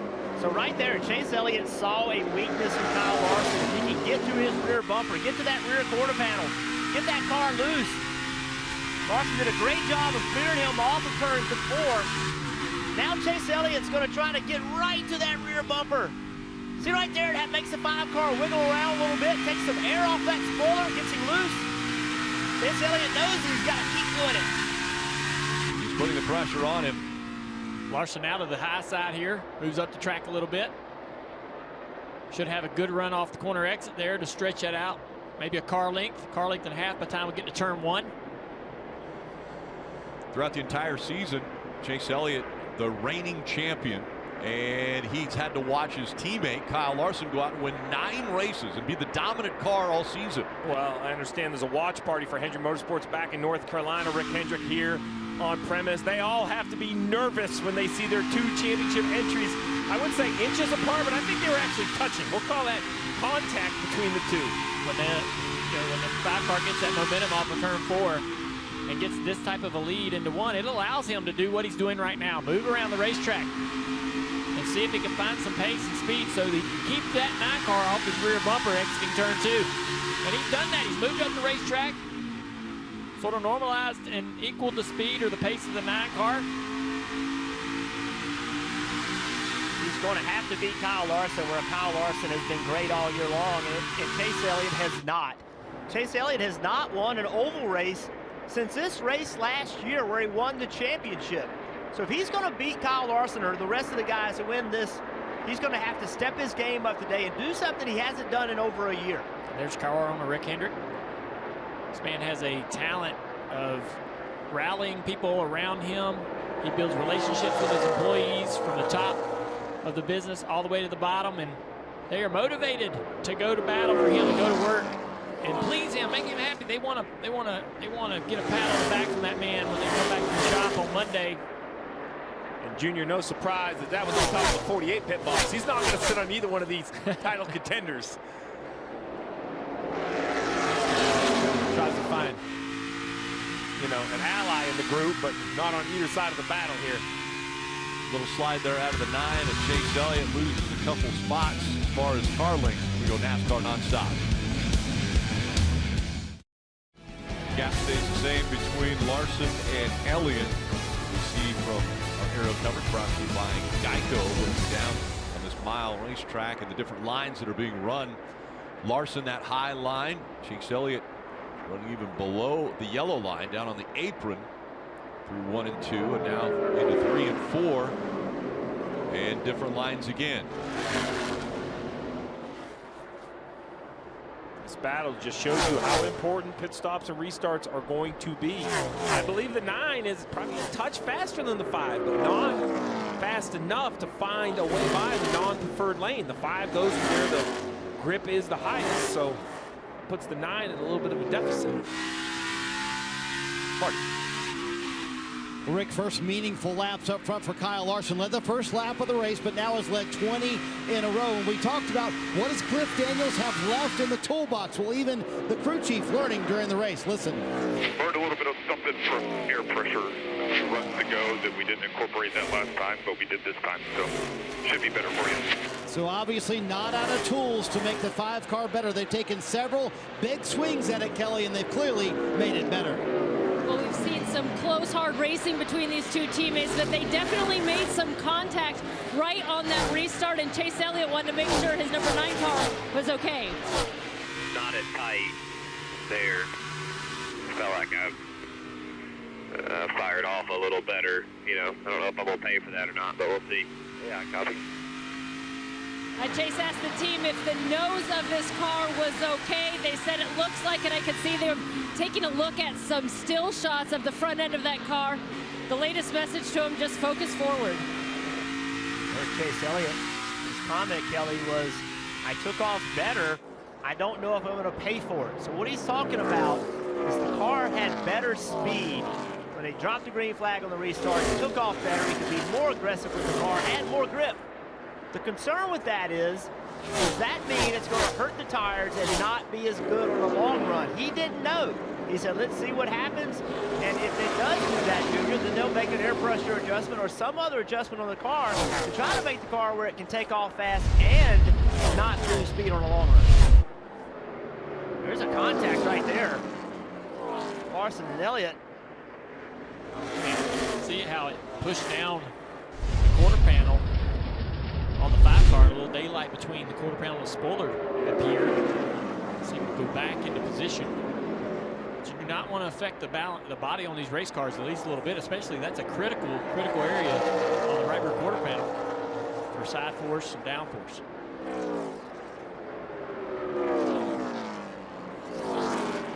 Way back on lap 2, Chase Elliott had the fastest lap, the Xfinity fastest lap. Averaged around this 1 mile racetrack over 134 miles per hour. Interesting to watch these two run. You'd think as the run gets longer, both of them will migrate to the top of the racetrack, but Chase is still working the bottom of the racetrack. Even down on this end, he's still rolling the bottom of turn 1 and 2, and that tells me that maybe the resin is neutralizing a little bit. Maybe it's losing a little bit of that advantage that we've seen from it all weekend long with the Truex Xfinity. Everybody would end up there. Maybe some of the grip and the speed and pace is starting to go away with that high side as we get through this race. And this race is going quickly. 5 laps remaining in stage 2. As up the track, Larson goes once again, and Elliott stays right there on the bottom of the racetrack. And the gap stays about the same, 0.3 of a second separating the two. You can see a little bit of a fade in the darkness of the high groove, where everyone has ran right on the edge of it, right on the lower side of that resin. It's faded a little bit, like it's more wearing away. You may, as a driver, search a little bit higher to see if you can find some place on the racetrack higher that the cars haven't used to find more grip. But it's going to be a little bit dirty up there. You mentioned the contact between Chase Elliott, the 5 and the quarter panel, the 5 getting bent down. You know what else it did? Got flared out, got rid of the back, and pushed that right rear out. That is spectacular for the 5 car. That is what you just call good fortune, right? I mean, he got ran into by his teammate. Nothing you want to see happen over the course of the race. You hope it goes the right direction. And today, it went the right way. And the way you want to look at that as a fan, the rear spoiler on the car adds downforce. That's like a spoiler on the side of the car now, adding side force, increasing how he can drive this car into the corner, how much deeper he can lean on this car and swing the back. He has an advantage aerodynamically that his teammate does not. Let's ride along with Kyle Larson on top of this can, on top of the roof, and I want you to start paying attention to something. The sun is setting, so into turn 3, they dealt with this in qualifying yesterday. Look at the glare. So right now the drivers is going to get very difficult. See the glare on the racetrack right there? You cannot see that yellow line. It's going to get worse for a little while as that sun continues to set. The drivers are going to have to start looking for other visuals that they can get their eyeballs on to help guide them to where they need to be. And Larson, it has been his stage. He's led 32 laps, going on the 33rd lap, which is the final lap of stage 2. Kyle Larson, we talked about he and his crew chief, Cliff Daniels. Well, things have clicked for them. Larson is going to win stage 2, and now he has the advantage over the other championship 4 drivers.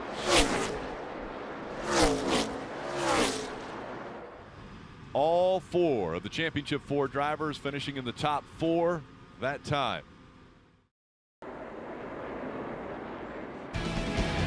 NASCAR Cup Series championship race from Phoenix Raceway telecast presented by USAA. Back into the hands of the pit crew. Parker.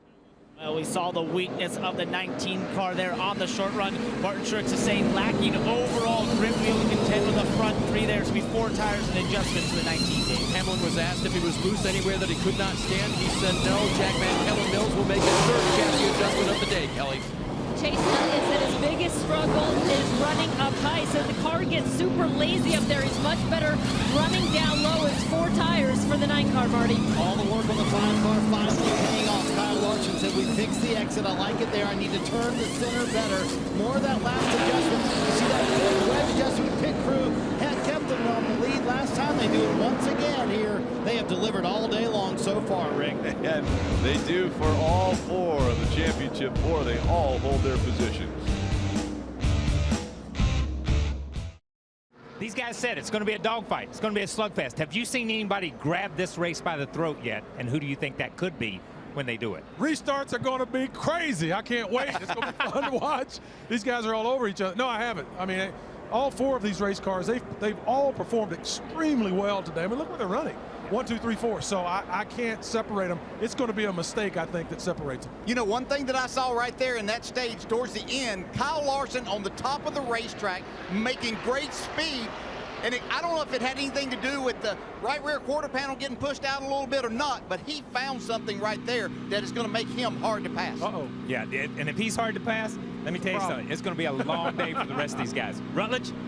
Kyle, I'm over here on the perch, and although it's a beautiful day, there are some clouds showing up, and we heard Jeff talk about with the sun setting how it changes for the drivers. But Steve Letard, I'm wondering for you as a crew chief, when you can have a 10 or 15 degree swing in a temperature on a day like this, for crew chief, do you start backwards to forwards on how you plan for that, or do you start at the beginning of the race and then try to figure out how do I need to change so the car is where I want it by the end of the race? So I think you want to start with how the race is going to begin, but Rutledge, to your point, you know, it's the desert. It's cold in the morning, cool in the evenings, hot in the middle of the day. You got to have really good notes. You can have all the simulation you want, but good old-fashioned notes like they taught you in high school, Rick. Very detailed notes on what adjustments and what swings the track goes through. That's what makes that sticky stuff they spray down so difficult to read, because now you have a temperature swing, and is that sticky stuff getting worse or better as the race goes?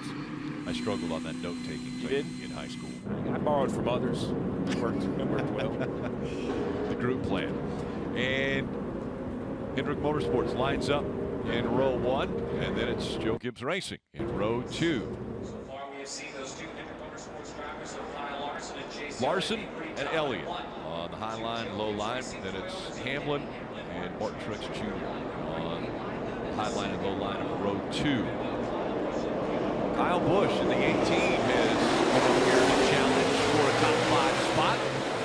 As we're back underway, it's the final stage of the 2021 season. Chase Elliott did not get a great launch on that restart. That's allowed Denny Hamlin to get to his outside. Chase still cleared him in 3 and 4, 1 and 2. And not a great start for the 19 of Martin Truex Jr. Right now, Harvick on his outside trying to take 4th away. That's going to be hard to do. Harvick's going to fight hard. Down this front straightaway, Truex launches forward. But again, side by side into turn 1. Truex way down the racetrack, trying to go the shorter distance and able to use that to his advantage and take the spot. Kills his exit speed, but it's okay. He gained the position that he needed to gain. This got track position, and now he was blocked down the back straightaway. Now he was off and rolling. While this is going on, 2 HMS Hendrick cars are driving away from Denny Hamlin, put a little bit of distance between themselves. Short run speed in this 11 car may need to improve if we get late yellows. But now with track position, he's able to gauge himself and understand where they're beating him. Before, when he was having bad pit stops and he was not restarting near them, he didn't know.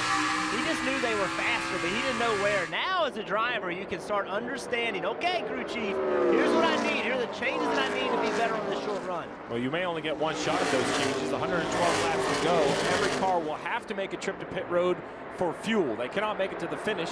Maybe more than one trip if the tires are important and we get some yellows. But if this ran green, 1 green flag pit stop still required to finish the race.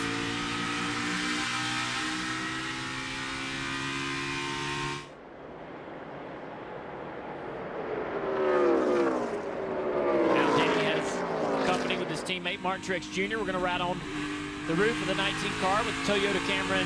Watch the balance of this 11 car. See what Denny's struggling with. Obviously not happy with the car right this minute. They both dive down in the bottom of turn 3 and 4. Truex tries to get in the gas a little too soon. Cost him a little bit of time here on corner exit through the flag stand. And as we ride along with these two, the 2 in front of them are getting smaller. The Hendrick Motorsports car's pulling away. Now Martin looking at the inside of Hamlin for 3rd. Hamlin's going to use that high side momentum and really make Martin work for this position on the bottom of the racetrack. In NASCAR racing, if you're a tenth of a second off in a lap, that's a fair amount. Well, Denny Hamlin right here is 3/10 of a second off of the 2 Hendrick teammates in front of him. Yeah, the speed in Larson and Chase's car. 27-16, 27-25 behind them. The 2 Gibbs cars, both 27-50s. You mentioned what a dominant season it has been for the 5 of Kyle Larson. Well, really the whole organization of Hendrick Motorsports, they have led over 4,000 laps this year. The last time a team led more laps than Hendrick Motorsports has led this season was back when Junior Johnson was fielding teams back in 1972, so 50 years. A long time since teams have been able to put together what Hendrick has done this year. I bet Larson's led half of those, if not more. Well, remember, guys, it was a few years ago we were saying, what's wrong with Hendrick? Right? I mean, we're so used to seeing this team dominate and win championships, and they were not anywhere near it, and that is completely flipped. They now have gone back to the Hendrick Motorsports that we know they can lead races, win races, and win championships. And while you want to give credit to them, and they deserve it, you also got to give credit to the manufacturer, Chevrolet. They did not have a great race car. Several years ago, they kind of reinvented themselves and improved their product and brought a better race car for all of their teams to the racetrack, Marty. And how about this pace out of the Hendrick Motorsports cars and the Chevys up front? And we've talked about Kyle Larson all day long. Really good on the short run, maybe not so good on the long run, but does the opportunity to work on the car several times, maybe pay an advantage for the 5. Listen to what Cliff Daniels thinks. Make sure to just run your lane, run your line. You did a good job holding him off the last time when he was pressuring you there, and I know that we're going to be better than those guys on the long run now. We've had plenty of opportunities to work on our car. We're going to have it better for you. Okay. So, Steve, sometimes when you have a car that's kind of off in the first of the race, you get more opportunities to take big swings at it. Those swings have certainly paid off so far for Cliff Daniels and Kyle Larson. Well, we've seen dominant cars this year, Rick, but adjustments throughout the race matter each and every week. Let's go NASCAR nonstop. I want to take a look at the Ruoff Mortgage Keys to Victory Lane, guys. Yeah, no mistakes. We've seen these playoffs have been completely full of mistakes at the wrong time. Also, late in the race, you just cannot afford a mistake if you're going to win this championship. And these restarts are going to be crazy, and you got to take advantage of that. Put your guys around you in some bad situations, make them have to lift, take a bunch of spots, make it happen. All right, crew chiefs, adjustments, adjustments, adjustments. 98 to go. You're going to see a driver at least one more time. Short run, long run, tight, loose. You've heard all that all day long. What's going to be the magical tweak that's going to get your car to victory lane? Listen in to 11 radio just before the restart. Oh, wow. 5's got a parachute on the right rear. That's nice. Yeah, that's what's the like do damage? Yeah, he's not going to fight free. And we're talking about that damage on the right rear quarter panel of the 5 car that Steve explained to us, how that's helping that car. Denny sees it, and he's jealous. I would be too, Denny. I would be too, buddy. Here's how the contact happened, and it's incident happened between him and his teammate. And there it is, big spoiler on the side of the car, creating downforce, side force. And he is not going to be loose into the corner like Denny said. He's going to have a much more comfortable entry. You'll be able to drive deeper into the corner, and they can free the car up for the center of the corner. I mean, this is great all the way around. And he's controlled this race since this has happened, Marty. And I think that's the key point, Dale. Remember, they struggled loose on exit the entire day until that happened. Now, yeah, granted, Cliff Daniels has made several changes to the car, but Steve, how much is that helping the, quote, parachute, Denny Hamlin said, helping this 5 car, because immediately that free on exit that they couldn't get rid of all day was gone. They don't spend millions in the wind tunnel to not try to find every aero advantage possible, and this is an aero advantage. But I want to be clear. There were games on pit road for years. NASCAR has cameras everywhere now. We've seen cars brought back down pit road because crew members pulled skirts or pushed quarter panels. Every car in the field today is going to have wrinkled skirts because of the dog leg on the backstretch. They're not going to make a single team fix it. They're going to not make them fix dented fenders, torn up quarter panels, smashed in doors, and they shouldn't make this 5 car fix an incidental contact, because I can assure you, he didn't want to get hit on the exit of turn 2. Some days, it just bends the correct way, and that's what happened for the 5 right here, and we'll see if it pays off. But to your point, you can hear the jealousy in Hamlin's voice.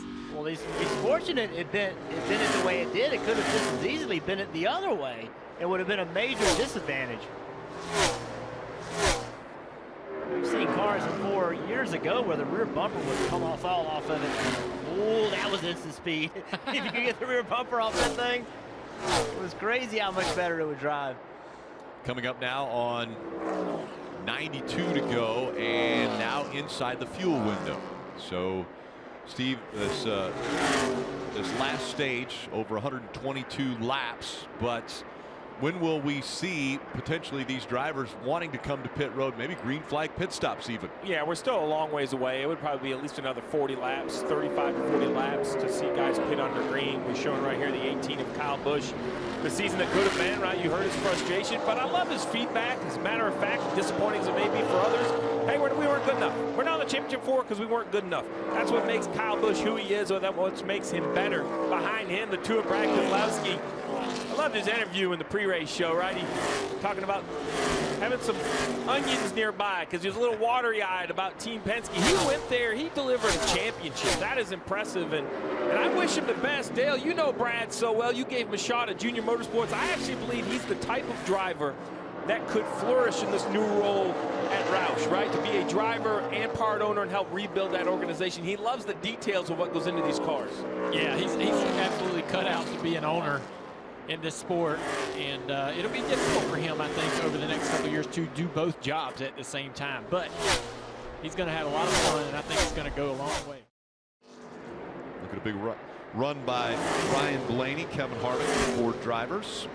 And want to get a few updates, and we'll start with Marty. Rick, I asked Kyle Larson about his crew chief, Cliff Daniels, and I said, what do you think about him as a leader? And he said, you know, I always thought having someone to motivate me was something I never really needed as a driver, but to hear Cliff and the way he leads our meetings, to watch him post-race, hang out with our guys, how he listens to our guys and takes ideas from everywhere. I am so thankful to have someone like him who's really inspired me to bring my best every week. If you've ever hanged around Cliff Daniels, you know he is no doubt a leader and was a leader from a very young age, trying to win his first championship in just his second full-time year, Kelly. If Chase Elliott can find a way to win this championship and go back-to-back, he will become the youngest driver ever to have multiple championships. He's just 25 years old. I asked him what the coolest or his favorite memory was from winning the championship last year. I thought maybe he'd refer me to the incredible homecoming he had back in Dawsonville, Georgia. He said, no, it was right here at the track. Remember, he had his Hall of Fame father, Bill Elliott, and his mother, Cindy, right here to celebrate with him. He said it was getting that trophy, taking the pictures, going through all the motions that you get to go through when you win a championship, and memories he'll certainly treasure forever, Dave. Denny Hamlin's relationship to his team goes back so much further than when he started driving in this Cup Series car. Way back when, a kid from Virginia was definitely a Washington Redskins fan, so he knew who Coach Gibbs was, and he definitely wanted to meet him when he was 11 years old. And then Denny racing locally as a youngster, number 11. And he's run it for every race that he's run in the Cup Series, 578 starting today. They've all been with Joe Gibbs. They've all been with FedEx, Parker. Well, Dave, Martin Truex Jr. and I had an interesting conversation on Friday when he turned to me after I said, you look so calm approaching this championship forward. And he said, you know, I'm 41 years old. I know this could potentially be one of my last shots at gutting another championship. The reason being, this sport is about to go through so much change with the next-gen car and how you drive those cars. Who knows what's in store in the future for him? So he's just been trying to enjoy his time here to see a battle in front. It is a battle, and really it's at the other end of the racetrack. I think Larson does a really nice job down here in 1 and 2, getting a good run off that grippy stuff off the top of the racetrack. But down here in 3 and 4, Larson commits top, Chase commits bottom the last few laps. They're going to do that once again, and Chase really rolls in and closes a good car length on this 5 car. Speaking of closing in, Larson and Elliott, they have not been putting out the fastest laps of the championship 4. It's been Hamlin and Truex Jr. who have put together the fastest laps. They're still trying to close the gap, but look at this. Chase Elliott keeps peeking just to the inside of Larson. We saw Chase Elliott at the end of the last long run. He just stayed committed to the bottom of the racetrack. Larson was on the top. But Chase Elliott down here in 3 and 4, like you said, Steve, making big moves right here. And now that Chase is there, Larson's going to have to get more defensive with his line. He'll change a few things, and it'll cost him a little bit of time. And if they battle like they are right now, it's going to allow Denny to get right into this really quick. Denny's looking right out the windshield, seeing these two guys run side by side, and he is trying quickly to get there as they are costing each other a 10th here, a 10th there. Elliott able to clear the 5 as they go through the dog leg and now into turn 1. Lap cars coming into play once again. Chase now wants to put a little bit of distance between him and the 5 car. I think Hamlin is the quickest car on the track. Marty. I think Kyle Larson really may be getting a little bit tighter on exit here. I think that's a concern for the 9 camp. They did tell him, hey, or the 5 camp, they did tell him the 9 is catching you a little bit here. And they also told him early in the run, the 9 said on his radio, he can't keep up with you when you're in that high line. So you see Larson really working the top of the racetrack. But Steve, you had it right on. 1 and 2 is where Larson is the best. 3 and 4 is where he struggles, and that's where Chase Elliott passed him. Larson's going to move around and change his line a little bit now that he's behind the 9.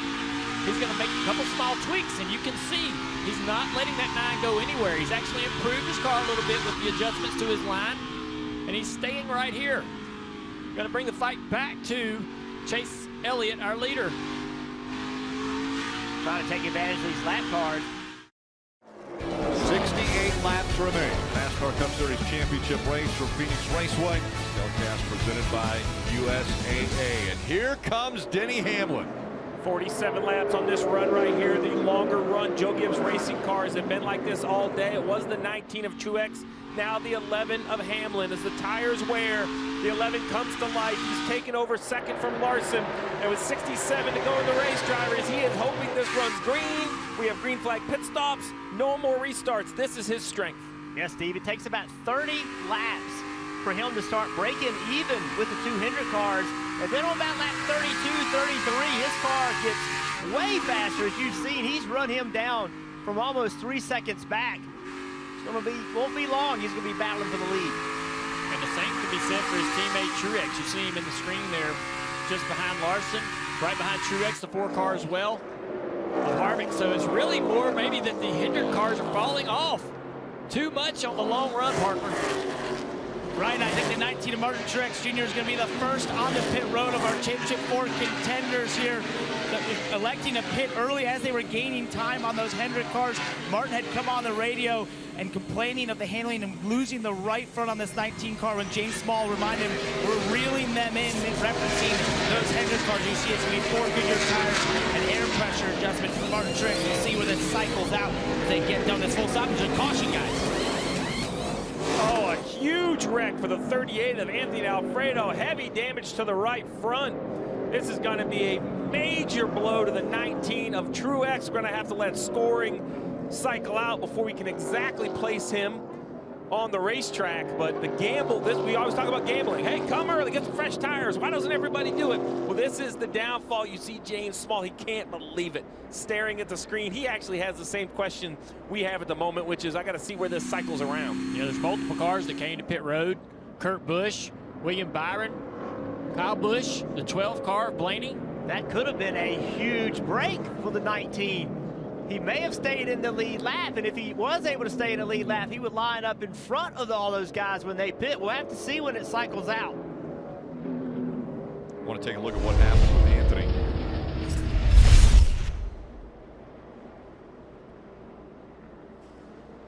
Oh, right front tire. Gosh. We see that a lot on corner exit of 2, and that is a nasty angle to hit that wall. Thankful for the innovation of the safer barrier.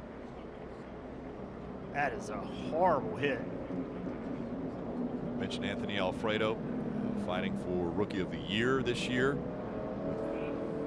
Chase Briscoe, another driver who has had an issue today.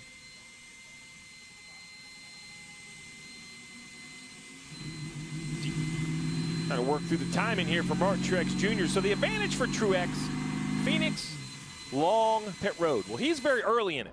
So he pits, and he's one of the first stalls. So he hasn't been on pit road very long. They service the car while the caution comes out. Now, the whole question is, he has scored where he leaves pit road at the start-finish relative to the leaders. Well, fortunately for him, he wasn't in there very long when the yellow came out, so the rest of the field slows down as well. So NASCAR is going to compare him to the leader, Chase Elliott, relative to the start-finish line.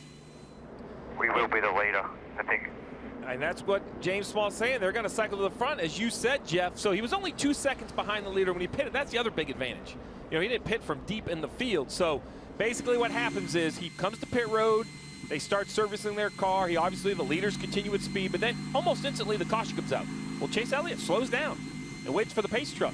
So, you know, pace car speed and pit road speed reasonably close, only 10 miles an hour difference. So Martin Truex Jr.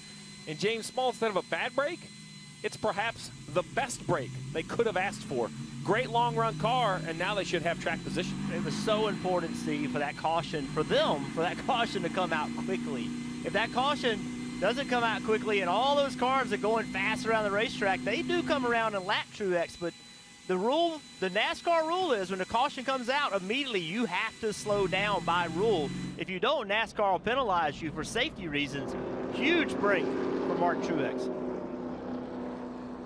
So a big break there for the 19 team potentially. And tonight, Sunday Night Football on NBC and Peacock. Ryan Tannehill and the 6-2 Titans are going to face Aaron Donald and the 7-1 Rams. Coverage starting at 7 p.m. Eastern with football night in America. So now the pit road is open. And lead lap cars making their way onto pit road. Dave? And Rick, this is such a fine adjustment for Denny Hamlin that Chris Gabart, his crew chief, asked, do you want me to miss to the tight side or miss to the loose side? Denny just laughed and he said, oh, at the end of the run, maybe to the loose side. 4 Goodyear tires and Sunoco fuel, Kelly. Alex Gustafson had already called Chase Elliott to pit road when that caution came out. Chase says the race car's really in an okay spot when he was out leading. It got just a little snug. 4 tires and fuel, Marty. Kyle Larson reiterated we're so good on the short run, but man, the longer we go, my tight in the center just really hurts me a bunch. And I also lost drive off the corner that run as well. Air pressure, a wedge adjustment there. You see that being made right now. How about the Gibbs crew? They deliver on pit road. Denny Hamlin gets the lead. Larson going to lose a spot on pit road. Hamlin and Logano gaining spots.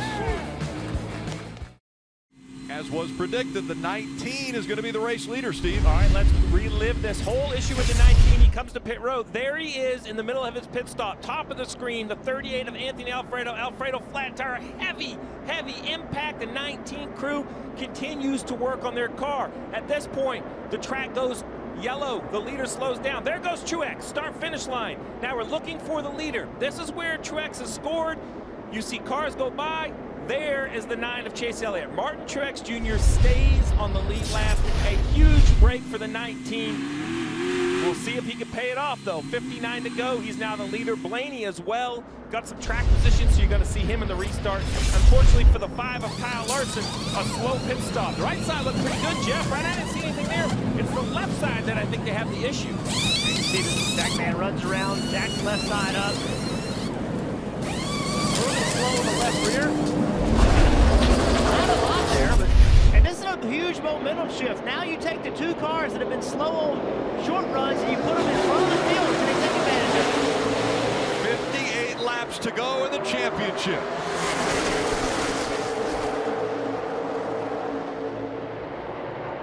Aggressive Larson to the bottom of the racetrack.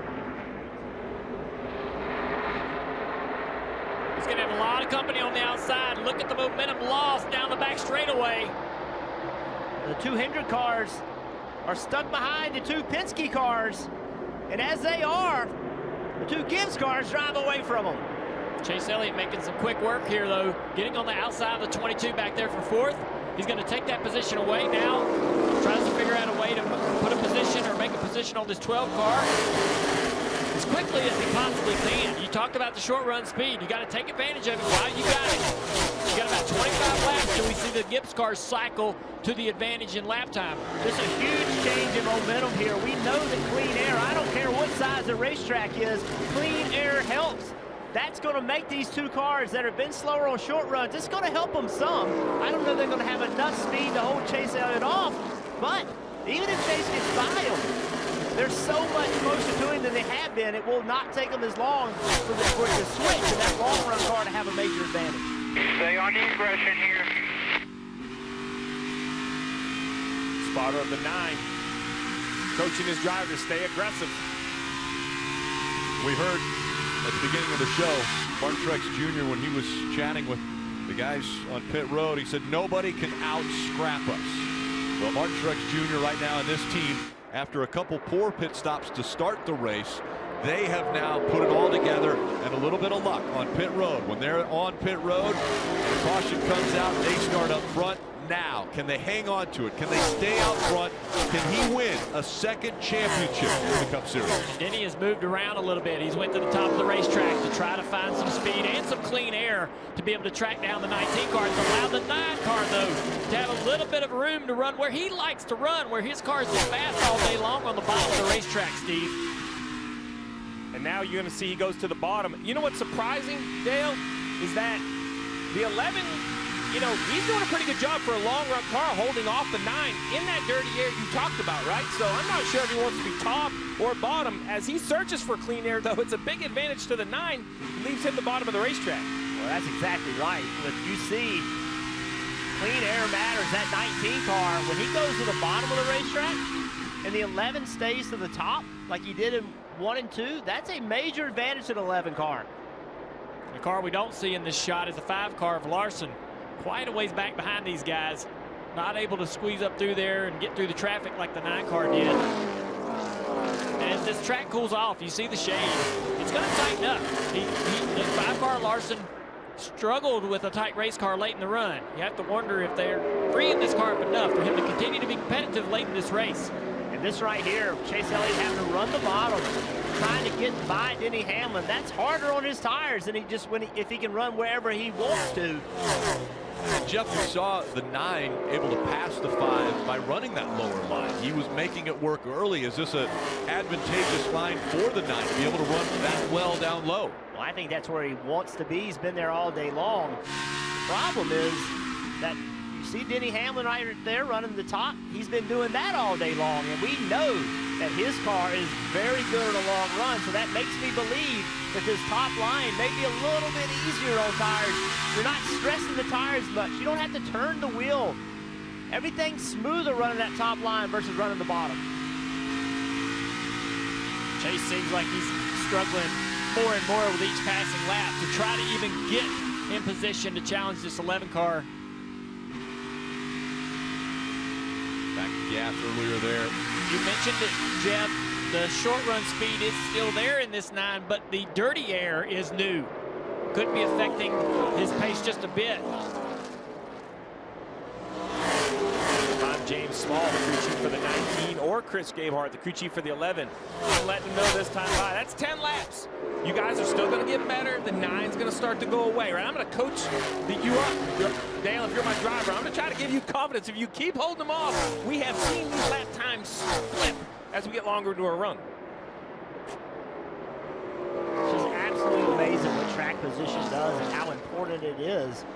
Good stop, a good pit stop for Denny Hamlin, a break for Martin Truex, but they both got it. And now they're taking advantage of it, Parker. Steve, you mentioned how maybe you'd be telling your driver that's 10 laps into a run. James Small has been quiet on the radio. Everyone has been quiet on the 19 radio. But one thing I've been tracking throughout the day is seeing when this 19 car sort of comes to life. And that's normally about 23 laps or so into the run. So right now we're at lap 11. If that 9 car isn't able to make headway before then, that could be when they start to really stretch that lead, Dave. And now a confident Denny Hamlin tries to track down his teammate, and he has a huge team behind him, including 600,000 FedEx employees worldwide. They came to Joe Gibbs Racing in 2015. They came with Denny Hamlin. They've been hungry for a championship ever since, and if he wins today, there'll be a huge party, Kelly. When that caution came out, Chase Elliott said, man, that could have been bad. Remember, he had already been called to pit road. And then when he found out the 19 managed to stay on the lead lap, he said, oh, I can't believe the luck they have. But the team, staying positive, said, don't worry about it. Remember, you're better than him. By the way, it sounded like there might have been a little confusion on the lane choice for that last restart. It sounded like Chase didn't know if he was supposed to be picking his lane at the right time when he did. He lined up where he lined up, and they went after it, but I'm not sure that he made a really conscientious effort to pick his preferred lane. Under 40 laps to go now for Martin Truex Jr. looking for his 2nd championship in the Cup Series, and he's starting to pull away from Denny Hamlin, 9/10 of a second. Chase Elliott, see, he's fallen further back as this run has gone on. He's been pushing hard, trying to find some speed. Right against the wall, a little bit of contact right there. Trying to get on the edge, finding everything he can, opening up his entry, just made contact. An odd place to make contact, but just trying to get as far out as he can to turn down into the corner. And of course the championship 4 are going to finish 1, 2, 3, 4, but there's a battle going on right now, 5th through 16th. And Harvick is at the top of that list. Remember when we started the playoffs, he was 16th. Yeah, what a recovery from Kevin Harvick. His performance has absolutely stepped up in the playoffs. But it's a tight battle between Blaney and Keselowski, only a couple points. 7 more back to their teammate in Logano. And then you see another tight battle back there between Byron and Busch. All these points matter. I know making the playoffs is the key. Winning the championship is obviously everybody's goal. But at the end of the year, you want to finish as high as you can in those points for both pride and for the business model. The higher you finish, the more it pays. Denny Hamlin here fighting. See if they can get that car a little bit closer to the 19. I've been watching these guys kind of move around a little bit. And the 19 of Truex is exiting turn 2 quite a bit lower. It's going in, using a little bit of that resin up high, but then turns the car off and runs almost next to the apron on corner exit to adjust his line. It seems to have helped a little bit, give him a little bit more pace. I think Denny was a little bit quicker, but What do you got on this 11, Dave? Junior 22 laps into this run, and Denny's team has seen this movie before. This is right where we started pulling away from in the last run. This is all playing out right. We'll see if it comes to fruition for the 11 car. Just 9/10 of a second behind his teammate now. So I feel like that those two cars did the same thing the last run equally. When one got better, the other got better the same amount. It wasn't like the 19 was slower or faster than the 11. They're pretty equal when they chased down the HMS cars. And now the 19 of Truex is going to enjoy the clean air. Now the lap traffic could play a role. It has cost Truex a little bit of time. It's cost Denny a little bit of time. And that's going to continue if we stay under green. But I think this clean air for Truex is going to play the biggest role as this race goes forward. One thing we have seen, though, with 34 laps to go, we've seen massive shifts in speed on older tires. We've seen cars fall off by 2 or 3 tenths of a second. If you're Denny Hamlin, you know, you need Chris Gabehart right now pumping you up. And that's what he was doing. Hey, man, this is going to be our advantage. It's playing out exactly like we want it to. Denny's just got to lock in. He's just got to lock in and hit his marks. Be perfect every single lap. Well, that's for the 11. If you go behind the 11, the 2 Hendrick cars of Chase Elliott and Kyle Larson, if I'm Alan Gustafson, I'm cheerleading my driver on. I'm continuing to give feedback. A yellow changes everything. These two have the best short-run cars. So we saw the 9 make a little contact with the wall. Don't panic and take us out of it yet. What we don't want to do is damage our car and then have the caution, Marty, that we could have used for both the Hendrick cars, a yellow, and I think they have a chance. And Steve, after a 9-win season, the championship might be slipping away from Kyle Larson in this 5 team. He said the drive off, especially off of turn 4, left the car much earlier in this run. So unless they get a caution, I'm not sure there's a path that Kyle Larson can get up there and pass those Gibbs cars. And look at the sun now. The sun was behind the clouds. The track was pretty cool. Now the sun is back out. Look at the view into turn 3. The drivers cannot see the racetrack. What you see on your screen is exactly what it looks like out the windshield for the drivers. And now this part of the racetrack, turn 1 and 2, is going to warm up. It's going to get slicker. Who will benefit from how the track is going to change down here if the sun stays out? I just watched the brake rotor explode on the front straightaway, and there's debris all up there, high in the dog leg. Okay, so crew chief saw something happen. Was it with David Starr? And a caution does come out. That means a restart. And Steve, you come back to pit road and get fresh tires. 28. Got one set. So this is really the stress for everyone, right? We saw earlier in the race Ryan Blaney not pit and hold cars off for a little while, but he did not have this many laps on his tires. This is a 28-lap run right here. I believe that you have to come to pit road. There's a reason for the caution. You see that part is in a really bad location. Entrance to turn 3, a huge part of the brake rotor, which is the radio we were hearing that they saw it happen. So I think you have to come to pit road. And now if you're Truex, Hamlin, Elliott, Larson, I know we talked about Truex and Hamlin not having great short run cars, but they held the Hendrick cars off here with the short cars with the help of Team Penske, who lined up in between them. We talk about it being a team sport. It's going to be the driver's responsibility here in a little bit. But before that, it's going to be the pit crew's opportunity to shine. Kyle Larson has that #1 pit stall. Will that be the difference maker? Yeah, we talk about the mental state of the drivers and the pressure that they feel behind the wheel. Now we're going to talk about a group of individuals all equally under a big amount of pressure. This could be the final stop of the day, should be the final stop of the day, and they all are going to be expected to perform. And I don't have all the tools that these guys have for data analytics. You know, is anybody gaining with 2 tires? Does Kyle Larson say, I don't know if we could beat him from the second row. We're going to take 2 tires. I mean, I don't know. I don't think so. I think it's going to be 4 tires. But, you know, I think everything is kind of on the board right now of opportunity and what can you do to gamble. Yeah, as Denny Hamlin, see his reaction when he hears a caution is coming out. I don't know if that's excitement or disappointment. I think he thought he was in great shape and needed that thing to stay green. I agree with you. This has turned into a Hendrick Gibbs slugfest. It just has. You know, Joe Gibbs is not here today, had some back surgery. Number 1, want to wish him well, but number 2, can you imagine being at home watching this? 2 of your guys going at it, battling for a championship, trying to fight off the Hendrick guys as well. The stress for 2 extremely competitive car owners between Joe Gibbs, the Super Bowl winner, Also a winner and a champion in NASCAR, and Rick Hendrick, the guy that's been the man to beat for I'd say, 20 years, 25 years.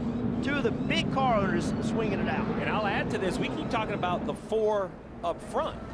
Well, everyone else is still in this race. What if Kyle Busch from 11th says, I'm going to stay out on old tires? What if Tyler Reddick from 13th think they have a chance to win the race? Or does someone back there take 2 tires? So this field can easily get jumbled up. Denny Hamlin said he lives and loves chaos. He's getting ready to be in the middle of it. He's about to live the chaos as we go to pit road, partner. Right, Martin Truex came on the radio reporting that car is just a little bit loose on the entries there, so they make a small air pressure adjustment in the 19. Remember, this team struggled a little bit earlier in the race to gain spots on pit road, but cleaned it up later. It's going to be 4 tires for Martin, Dave. 4 tires for Denny Hamlin as well. Let's see if the crew continues their pace as they have been. Good stops the last couple. He'll get 4 in Goodyear and Sunoco fuel, Kelly. Chase Elliott said it was just a little bit tighter that run. Could be from the damage when he got into the wall. It's going to be 4 tires for Chase Elliott as well, Marty. Last run, just 2 sweeps from Kyle Larson on exit. He said, I cannot get back to the gas like those guys can. They lost some spots on the last stop. They have been the best throughout the playoffs. Let's see if Kyle Larson lead on a close drag race. Gained 3 spots for Larson there. Incredible. That's it. The move of the race so far. It was a lucky break for the 19. It is a pit stop for the 5. Remember, qualifying on Friday determined pit pick. They got their #1 pit stop. Look how fired up Cliff Daniels is. 4th to 1st, +3, not a spot.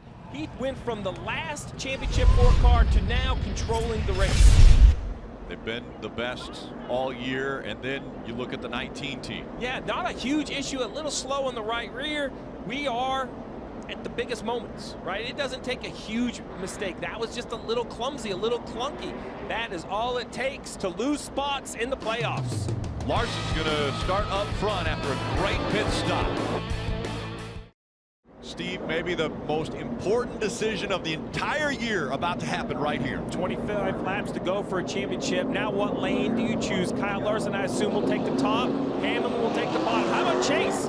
He'll take the bottom as well. The championship 4 will line up in the front, 2 rows with a little mixture. We have a Hendrick and a Gibbs car, and a Hendrick and a Gibbs car. So this is going to be, man, it's going to be crazy. I think Denny Hamlin absolutely had to take the bottom. Right there on that run, it's easy to say the 11 and Gibbs fixed their short run problem, but they had track position. Now the 5 of Kyle Larson has track position. I think Denny Hamlin knows that. I think Denny Hamlin's got to push the issue here. He's got to put the 5 of Larson in a bad position, trying to run him up the racetrack as they enter turn 1. You cannot let that 5 car get ahead of you. Let's listen to him. Obviously, their strength all day has been short run, but they didn't have a strength the last run. The 5 was off the whole time. Remember, you guys said in Ruoff Mortgage Keys to Victory Lane, no mistakes. Denny Hamlin can't go below the yellow line before the start-finish line on this restart. He has to stay in his line. He can't cut that corner too soon. That's a great launch from the 5 so far.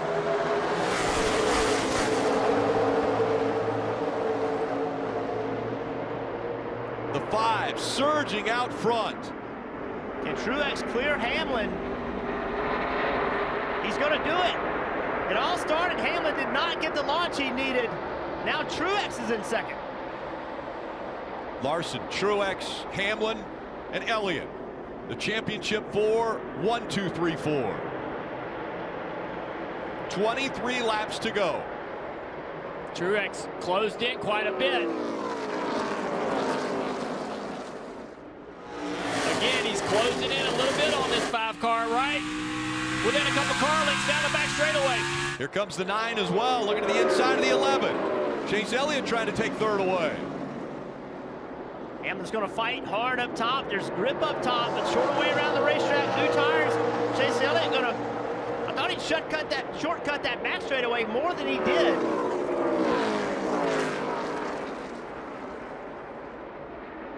The 19 not letting the 5 get away. Oh, the 19 had to get off the gas a little bit up off the corner there. Now he goes back on the attack into turn 3. Truex, perhaps the best long-run car of the bunch all day. So the key here, obviously try to pass him if you can, but stay as close as possible. If your car comes in, if the tires feel great with 5 or 7 to go, you have to have him close as he climbs the banking up to that grippy area trying to get a run off the corner. I'm surprised Truex was able to stay that close to Larson those first few laps. Larson up the racetrack a little bit. Truex right on that yellow line. Parker.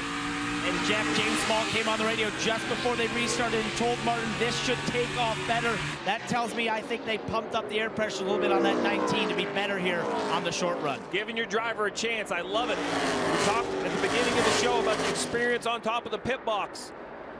Kyle Larson, James Small.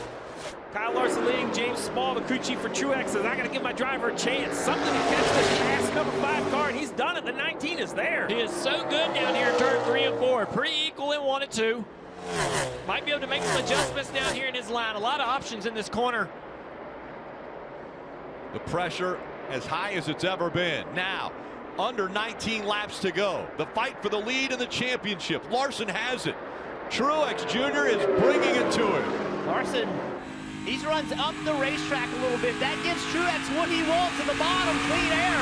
I think Larson's going to have to change his lane down here. Truex is close enough now into turn 1. He may be able to upset the back of his car. We got to get into PJ1 off of Ford. There you go. That was the way you just talked about, Jeff. Truex run the high side there. Let's see how he enjoyed that. If he goes back and does that again in turn 1 and 2. Still using the bottom down here, making some good time. The 5, though, up the racetrack, like you said, Jeff, like he was instructed. And look at the run down the front straightaway. He goes back to 2-3 car lengths of a lead. Now he's going to change his line. He saw the 19 run the high side. If he has that 2 or 3 car length gap, he can make these adjustments. That was so close. I thought they were going to make contact right there.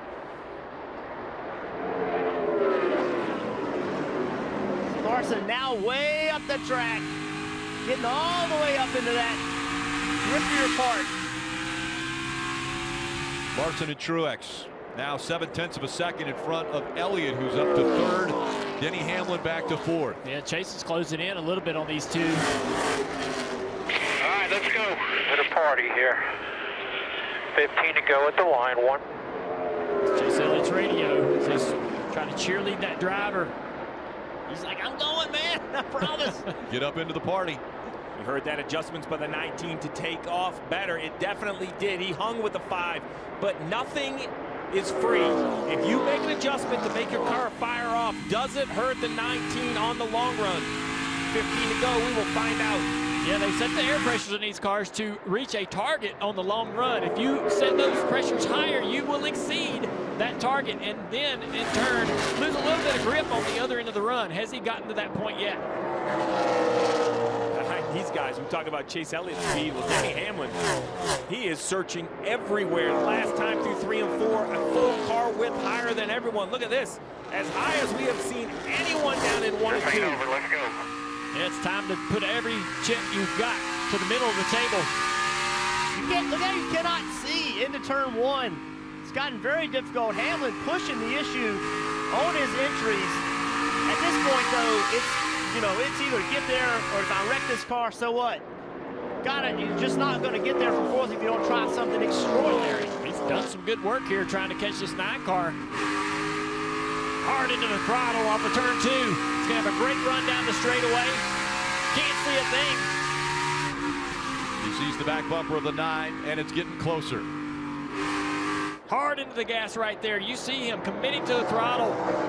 Late in this race, the shade on that turn. The temperature dropping in the track. Can be really aggressive. He's right here on the back bumper of Chase Elliott. Man, he carried it in there. You hear the debris flying off of the tires into the wheel wells. Way up the racetrack into the dirt. Big run here. Hamlin. He stays right behind the 9, though, as they enter turn 3. You hear him hammering that throttle, trying to get the car to turn. Get the rear tires to hook up at the same time. It's working for him, this high line. He's got to get by Elliott quickly if he's got any shot at all. There he is, big move right here. Coming to 10 laps to go.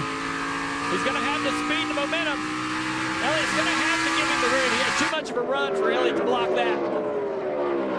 Hamlin makes his way up to third. Great work by Denny Hamlin. Chase is struggling with turn or something. He's using the apron a little bit. 3 and 4. We rarely see cars do that. Under 10 to go. Is it enough time for Hamlin to close the gap? He's 1.7 seconds behind Larson. And the information's got up to Larson. He's now running that high entry in middle of the corner like the 11 of Hamlin. Larson about 0.8 of a second in front of Mark Truex Jr. And then the hard charging 11 of Denny Hamlin trying to close the gap. That time by the fastest car of the front four, Truex, but just barely. The sun setting on the racetrack and the season. Kyle Larson has put together the best season of all of the championship 4 drivers with 9 wins, looking for his 10th.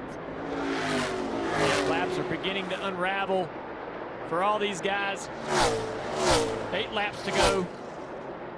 Truex again, the fastest car. Is there enough time? Well, Jeff mentioned it, right? And we get long enough on these tires that you just lose big chunks of speed quickly. You wonder if that's going to affect any of these 4 in these closing laps. These guys have put a nice distance on Chase Elliott. Without a caution, his hopes of another championship have all but evaporated here.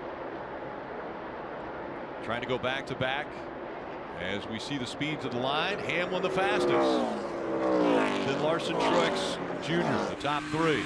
Hamlin's going to relive this restart for quite some time. He's not able to get up there. The blinding light as they go into turn 3. Coming up on 6 to go. Kyle Larson sitting here with the lead. His pit crew, their second fastest stop of the year. And the key moment got him in this position. 09 to a 19.8. It's going to be 5 at the line. Keep it smooth. Now they gave it to him. They gave him the lead. Now he's got to go do his job. And trust me, they believe he can. That team believes so much in Kyle Larson. And what makes a great crew chief? What makes a great leader? Cliff Daniels sounded like this was a practice day. Matter of fact, here's the information. Keep it smooth. 5 to go. I'm more nervous than he is. Cliff Daniels told us earlier in the year, he said, I watched back all of Larson's dirt races and listened to his lingo so that I knew the communications that he liked to hear, the way he said things. And Larson said, you know, during races, I'm watching the scoring pylon. I want to know where everybody is around me.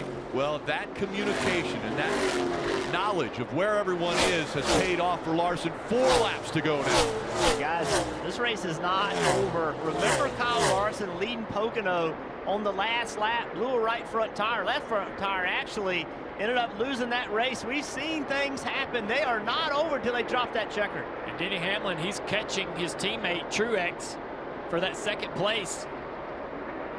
And we have some lap cars as well right there in front of Larson.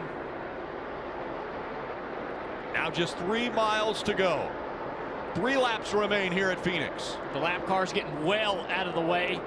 Larson really appreciates that. We had an opportunity in the pre-race to show Kyle Larson a tribute from Mario Andretti. There is no bigger name. But Mario Andretti talked about how great Kyle Larson is. Kyle Larson smiled. You could see how much he appreciated that. This man has proven he can get it done in every kind of race car. Truex making a little time here. A few car links there, 2 to go. Half a second separating the top 2. Kyle's got to stay aggressive. But Daniels told him to be smooth. Into 3. The gap still 0.6 of a second. 1 lap to go. Presented by Credit One Bank. Wow, Truex made up a lot of time again in turns 3 and 4. A huge amount of time. He's closed the gap. The 5. Now sees the 19. He's getting closer in the mirror. Down the backstretch for the final time. There's going to be a lap car on the inside. Not going to allow Truex to run that low line that he wants to run. Kyle Larson a year ago watched the race from North Carolina. Today, he's a Cup Series champion.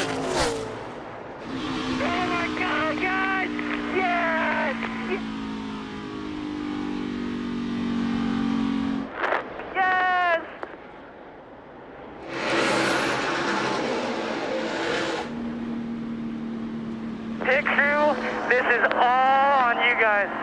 Unbelievable. You guys are the best. Thank you. Thanks, Claire. Thanks, everybody. How about that stop, boys? How about that pit stop? Great job, man. Awesome. There's Mr. H. You can already see the emotion. What it means to Kyle Larson. Every single vehicle he gets behind the wheel of, he has won the biggest races. And today, he wins the biggest in NASCAR.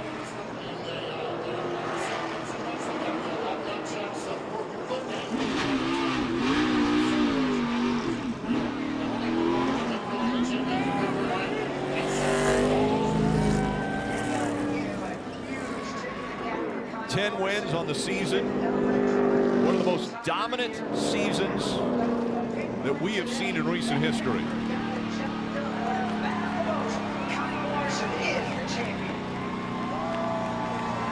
Well, race fans, there you have it. Kyle Larson, your 2000. And once again, it's taken winning a race to win the championship.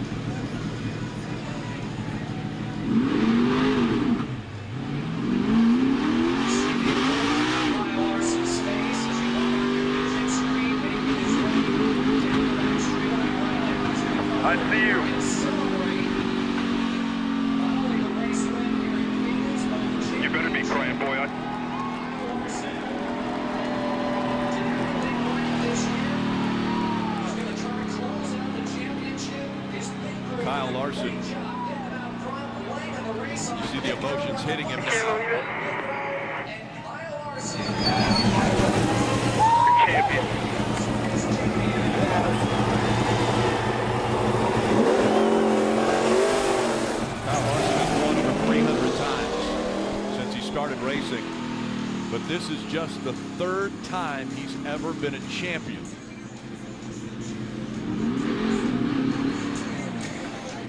Flag's kind of heavy.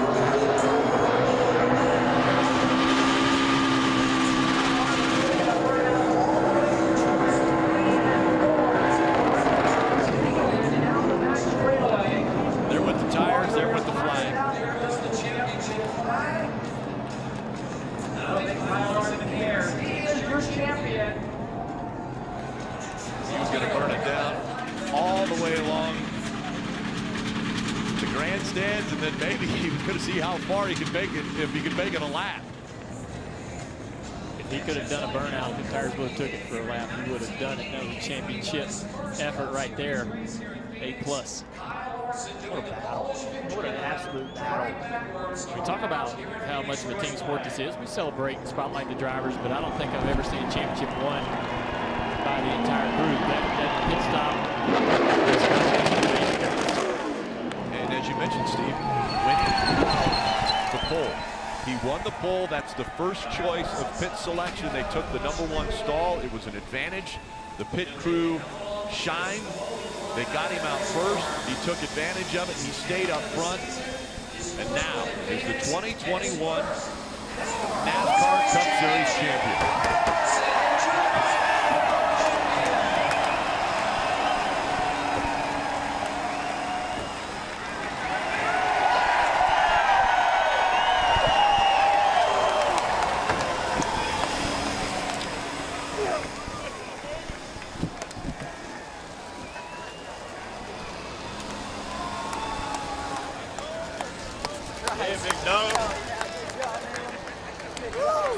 Kyle Larson celebrating this. Oh yeah, right, shout. Drive your ass off. To get him out front.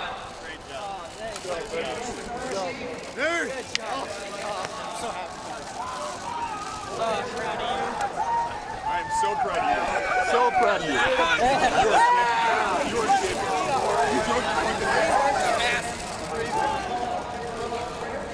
Let's go!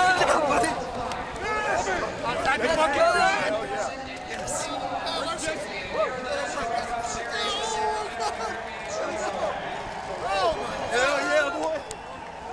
Awesome. Congratulations. You heard Cliff Daniels say, you are a champion. Kyle Raceway said, no, we are champions. Right. Here he is, climbing out of the car, celebrating with his team. Kyle Larson, congratulations. You are a Cup Series champion. Get a drink here real quick.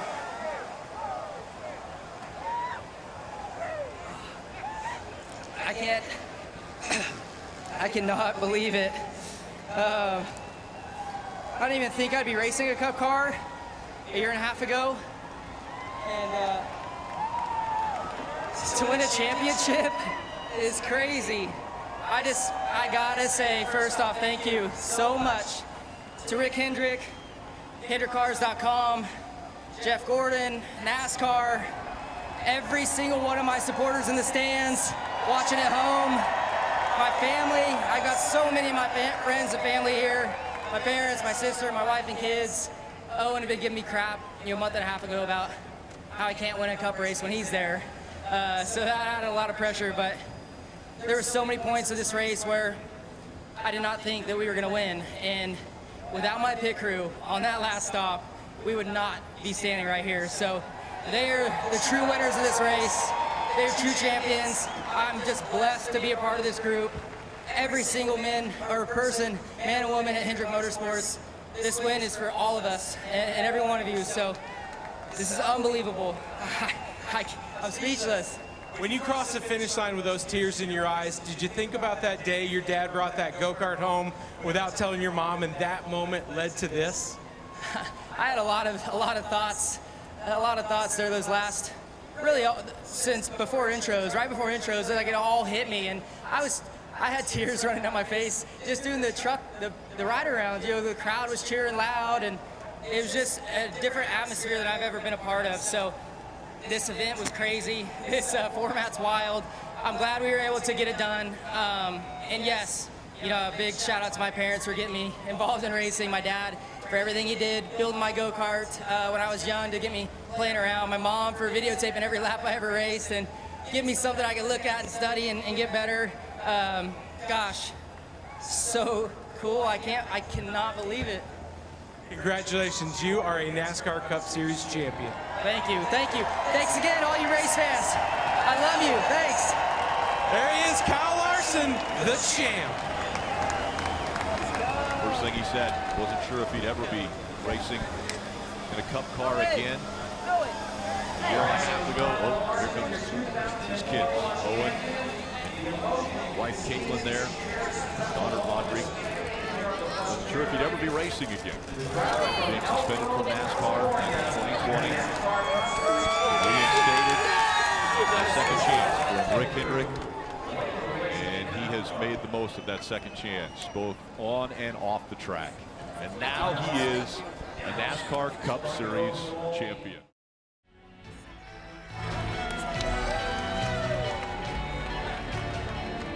All smiles now for Kyle Larson. We saw a crew member coming over and spraying him. In this car. And now he's going to go through so many different emotions. Speaking of going through emotions, Martin Truex Jr. came so close, but just one spot away. Parker. Right, Rick, he was probably the one that gave the biggest challenge to Kyle Larson there late, got so close in those waning laps. What more did you need, Martin, to go and pass that 5? I don't know. I mean, clean air seemed to be, a good bit of an advantage there. Whoever got out front was good for 20, 30, 40 laps, and then, the long-run cars will start coming around. So, I don't know. I mean, ultimately, we needed to beat them off pit road, and it's unfortunate, but we win and lose as a team, and really proud of our efforts this year. And Just thanks, big thanks to everybody that makes it possible. Bass Pro Shops, auto owners, Reese's Fine Foods, Toyota TRD, Sherwin-Williams, Oakley, Textron, Noble Aerospace. I mean, all our partners.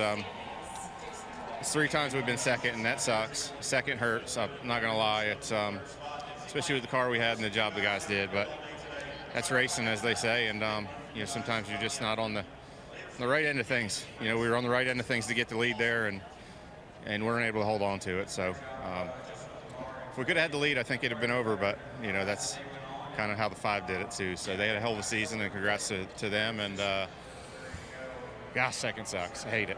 I saw you take a moment there in the car and just sort of collect your thoughts. What was going through your mind there when you pulled up here into a stop? Just how close we were again. I mean, 18, 19, 21. I mean, it's 3 years we were right there and had a car capable of winning, and just, for whatever reason, it didn't go the way we needed it to. And then at the end there, just not quite enough speed to get, to get to the 5 and then around him. Thought if he had stayed on the bottom a little bit longer, I had a shot, but he moved up, and then I couldn't do anything on the bottom. So it is what it is. They did a great job. They had a great season. Like I said, congrats to them, and come back and try next year. They were so close for Martin Truex, this 19 team, Dave. Parker Denny's crew chief, Chris Gabehart, may have said it best on the cool-down laps. A piece of debris changed everything. How close were you to getting this done?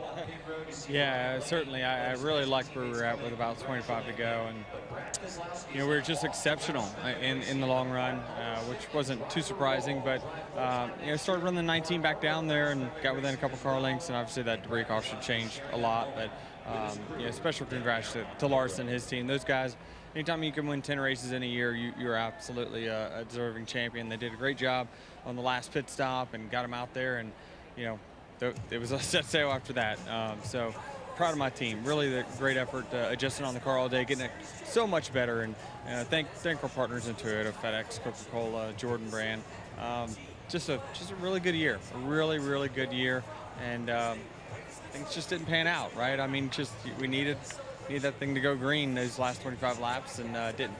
They made the car better. The crew recovered. Then he comes home third today, Kelly. Rick Hendrick and Jeff Gordon were both quick to come find Chase Elliott and congratulate him, presumably on what was a terrific season. You led 94 laps today, Chase, and once you lost the lead when that caution came out, couldn't get it back. What more did you need there to really do battle at the end?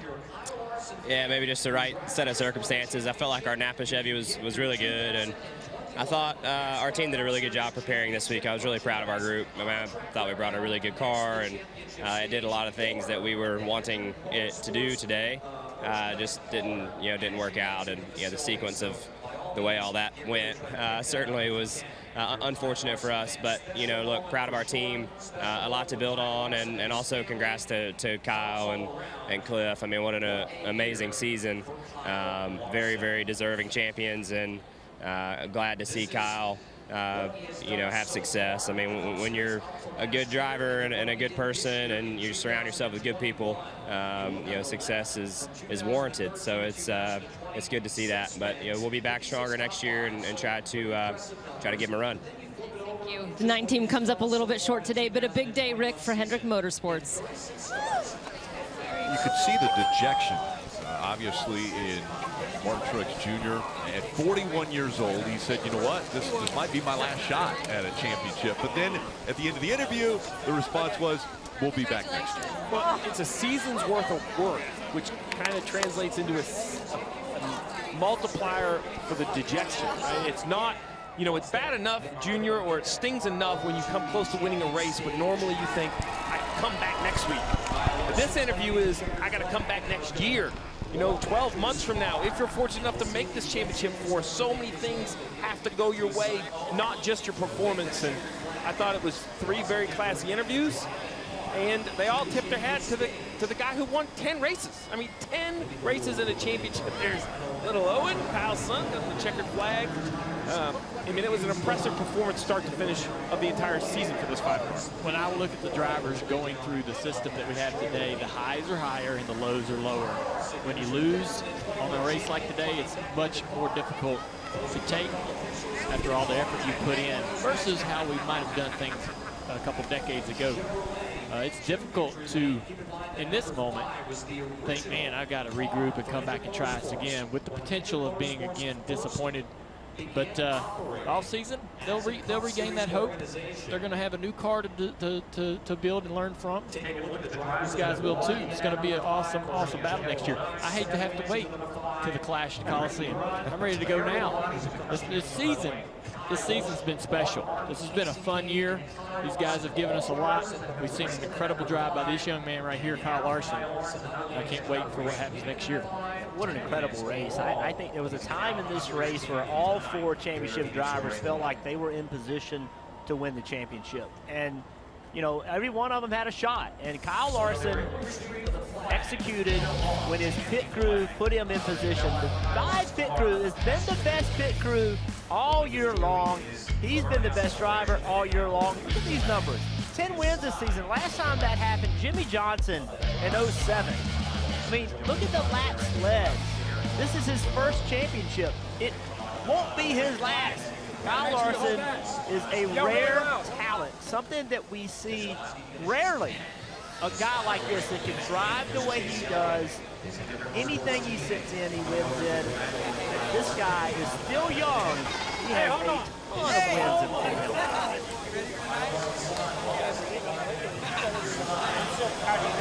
That's amazing. There's another guy, Jeff Gordon. He knows how to win a few.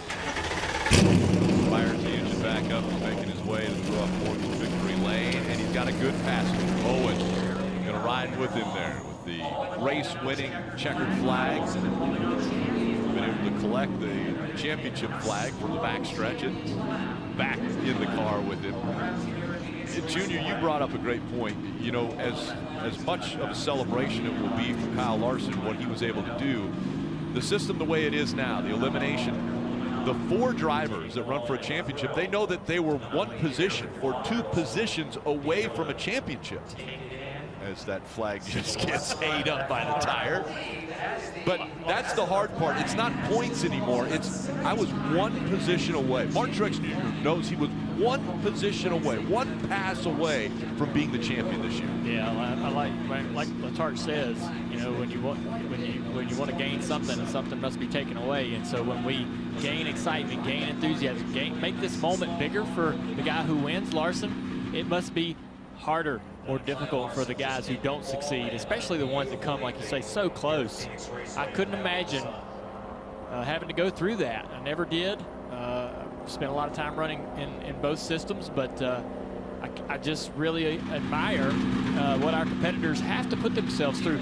Listen to Larson talk about how he was emotional before the race started, how all this sort of hit him in intros, and then he was getting emotional riding around in the back of that truck as he listened to the crowd and felt this moment, felt the bass in the heat of the moment. How big it was. It tells you, even as strong and as tough as these guys are mentally, this is a big day. It is tough for those 4 guys to go through it. I was standing on the grid interviewing them thinking, man, I do not want to be you. This is hard stuff for these guys, and they do it, and we get to enjoy it. We get to enjoy this great sport. Everybody wants to be Kyle Larson right now, right? What you don't realize is how much work and sacrifice and dedication and heartache goes into today. This is a very difficult sport. All the years that Kyle Larson has raced, he has very few championships, tons of wins, but very few championships. These things are hard to come by. Those were the same thoughts I had about that pit crew. We saw the celebration. You know, what people don't see are the 6 a.m. mornings in the gym, or the 6 a.m. mornings in January when it's cold in North Carolina at pit practice. I mean, there is a tremendous amount of effort that went into that moment, that 11 seconds that changed the course for this 5-car.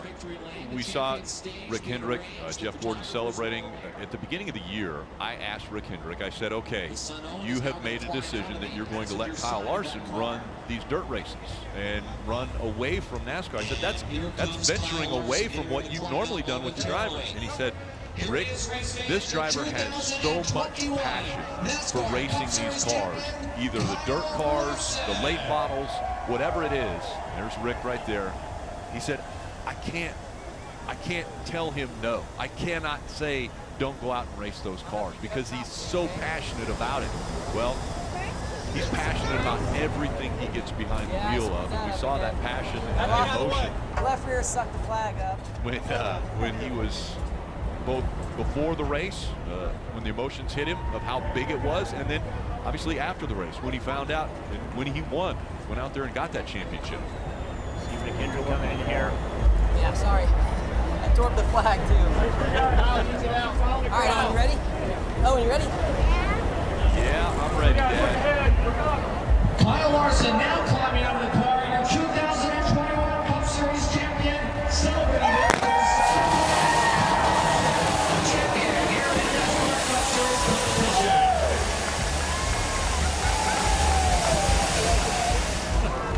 What a special moment. Very nice. Yeah, how does that feel for a 6-year-old? Well, how does it feel for Dad? I mean, that's I mean, how do you replace that? I mean, being able to celebrate with your family like that, it's... Brian Newman coming over to congratulate him. I almost did.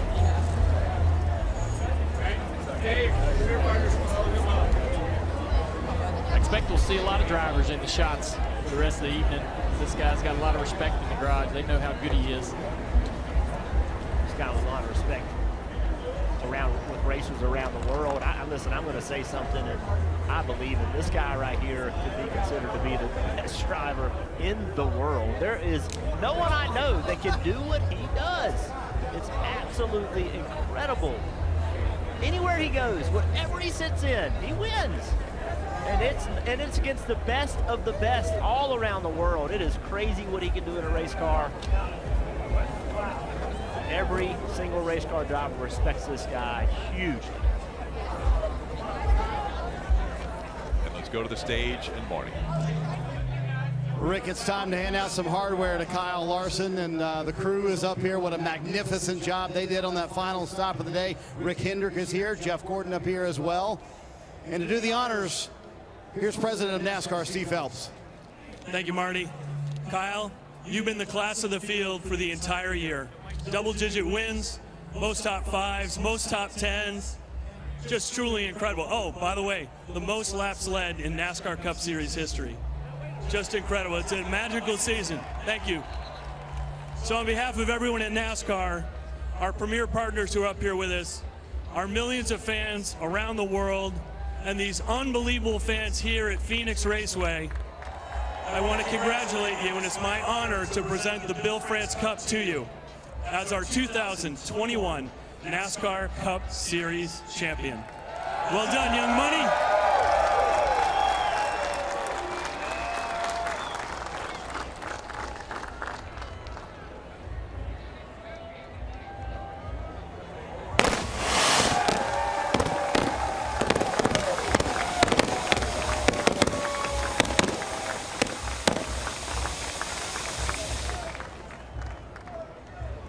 That trophy's a little bit heavy, isn't it? It takes two, so Steve Phelps lending a helping hand there with the trophy. Kyle, come on over here and let's chat about this day. Well, you mentioned it to Rutledge. Were there moments, I mean, even with 20, 30 to go, you're sitting back there, the last of the championship four, that you thought, no way we're pulling this off? Yeah, for sure. I knew the only way we were going to pull it off is if our pit crew got us out as the leader, and damn, they did.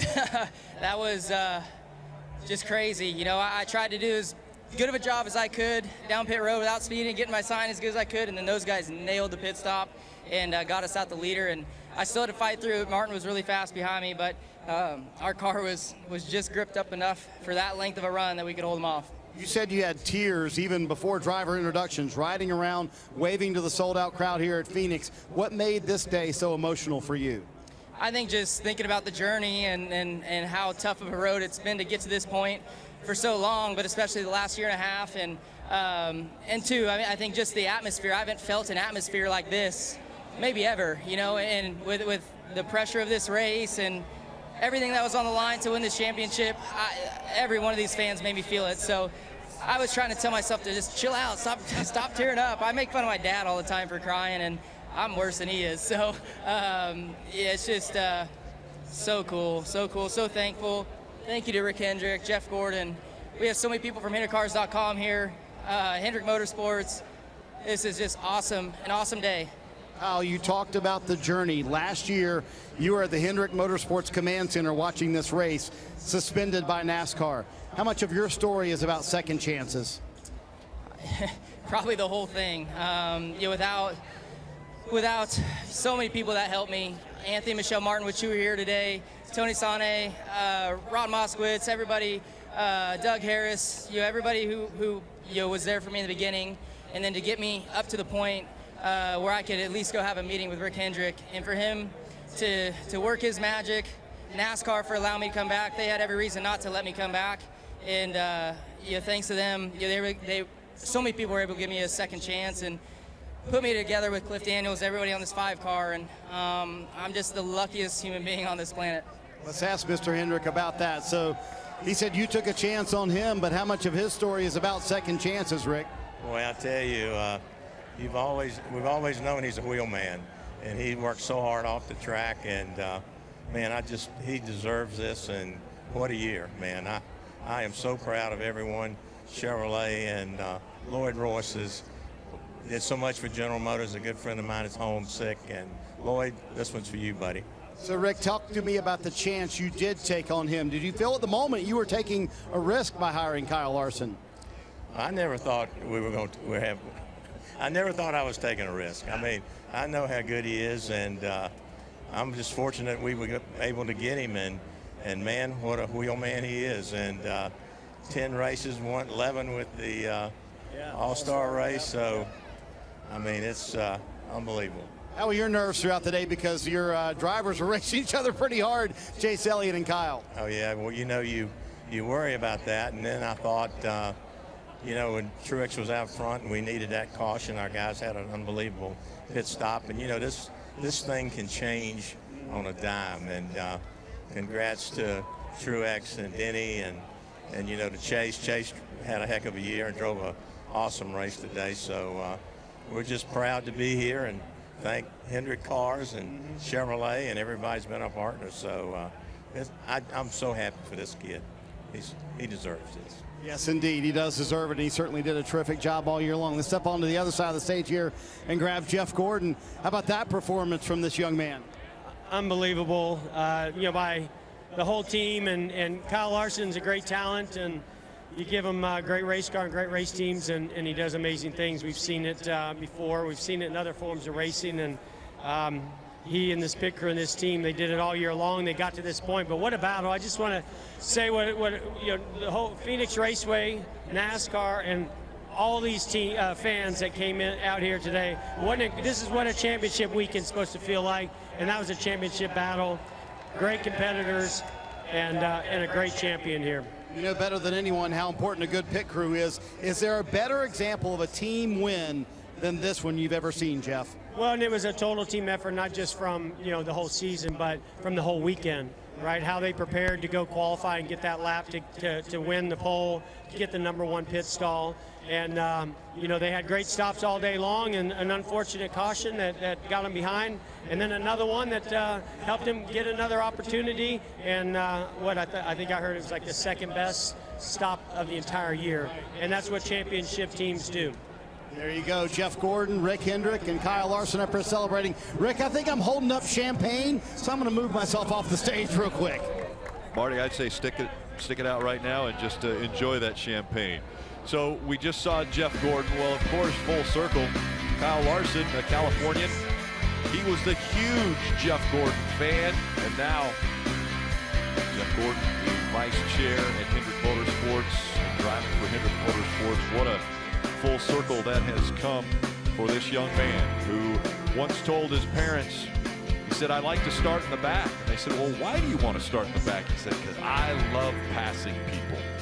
So it's been a heck of a ride for Kyle Larson, and what a championship that we have seen here. Steve, I mean, let's kind of wrap up what we've seen this weekend with Kyle Larson in this 5 team. Well, coming into this race, it was truly impossible to handicap. They all had a great story of why they could be a champion. Both the numbers, both the talent, all 4 teams were deserving, and that's the race we saw.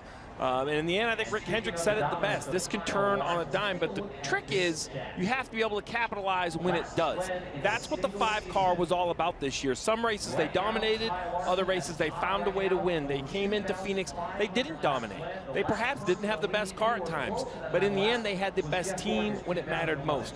A pit stop gave Kyle Larson, their superstar driver, the chance to showcase his talent, and it was an impressive run. I feel a little heartbroken for Truex.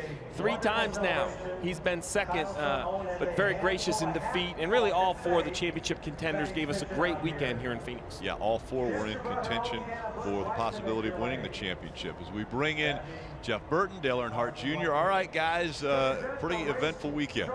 Yeah, it was awesome.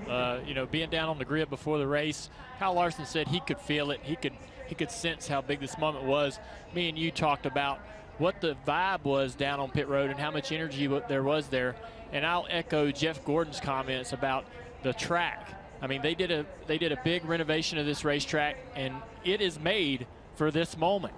And the stadium sort of feel and vibe that it has, the experience that it gives the fans. We had an amazing race, and it was everything that we hoped it would be, and it was a big day for the sport. This is a critical moment. We put a lot of pressure on our sport this season to deliver, and it did. Our drivers went out there and put it all out on the line.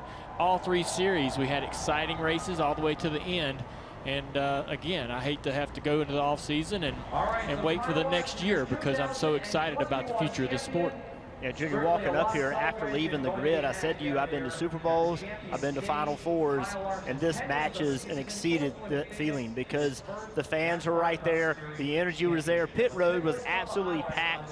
People loved being here today, and the race delivered. I want to say that I just think that every one of the drivers and every one of the teams in that championship 4, they brought all they had today. Clearly, some guys didn't have the best pit stops at the right time. Driver may have made a mistake. That's racing. That's part of racing. This stuff's hard. It's not easy. They all brought it today, and at one point, every single one of them had a shot to win. But Kyle Larson and his team, they made it happen when it counted, and they've done that all year. This feels normal to them, but it's not. It's not normal to win 10 races. It's not normal to do what they did this year. They made it look easy, and I can promise you it's not. They set the bar awful high, and you know, one of the greatest race car drivers of all time sent a message to Kyle Larson before the race, and this was after the race. Superb drive, Kyle. Well-deserved championship. So happy for you and Team Hendrick. What a blessing from Mario Andretti, talking about one of the greatest drivers of all time, potentially in Kyle Larson, and he's been able to grab his first Cup Series championship on one of the most dominant seasons we have seen in decades. He had to win the race to get it done. McKendrick chatting with Martin Truex Jr. so close once again to another second place finish. We're going to hear from more drivers when we come back to Phoenix.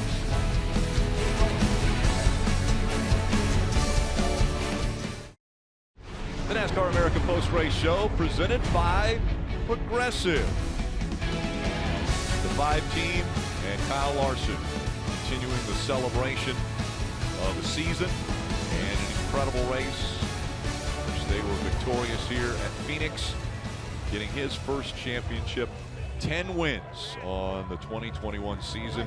If you include the All-Star race, that's 11 times he was victorious, and he's got his daughter Audrey there enjoying the celebration with him. Owen and wife Caitlin, all a part of the pictures. Let's go to the Ruoff Mortgage Peacock pit box. Marty, you've got a pretty good group up there with you. Yeah, hanging out with the fellas, Brad Daugherty, the Hall of Famer Dale Jarrett, and Kyle Petty. So Mr. Kyle Larson Invitational, congratulations. Thank you. I think you called this, I don't know, July, August, sure, that this was going to happen on this day, correct? Correct, and we're getting ready for the 2022 Kyle Larson Invitational. It's right around the corner. No, what an incredible day. And I'll be honest, you know, with Kyle Larson, that pit stop saved him. He was in trouble. He was in a little bit of trouble. Denny Hamlin was so fast. Martin Truex had a long run car. He was so quick, as we saw. Chase Elliott. These four battled it out. Just think all day long, guys. They were first, second, third, fourth, fifth all day long. So it just shows the quality of these race teams. And what an incredible event here in Phoenix. Great championship day.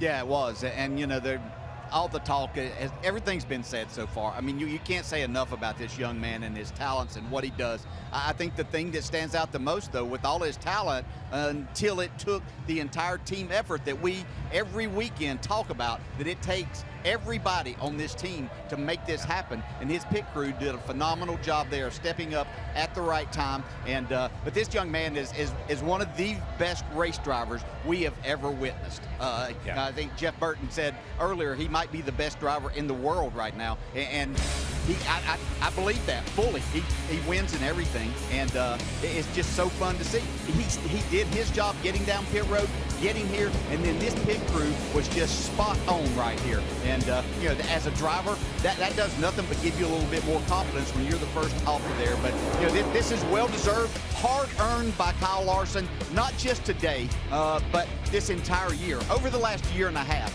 Everything that he has done to get himself back into position to have this great opportunity, and then to take advantage of that. Yeah. Hey, you know, honestly, I don't think it's really that big a deal.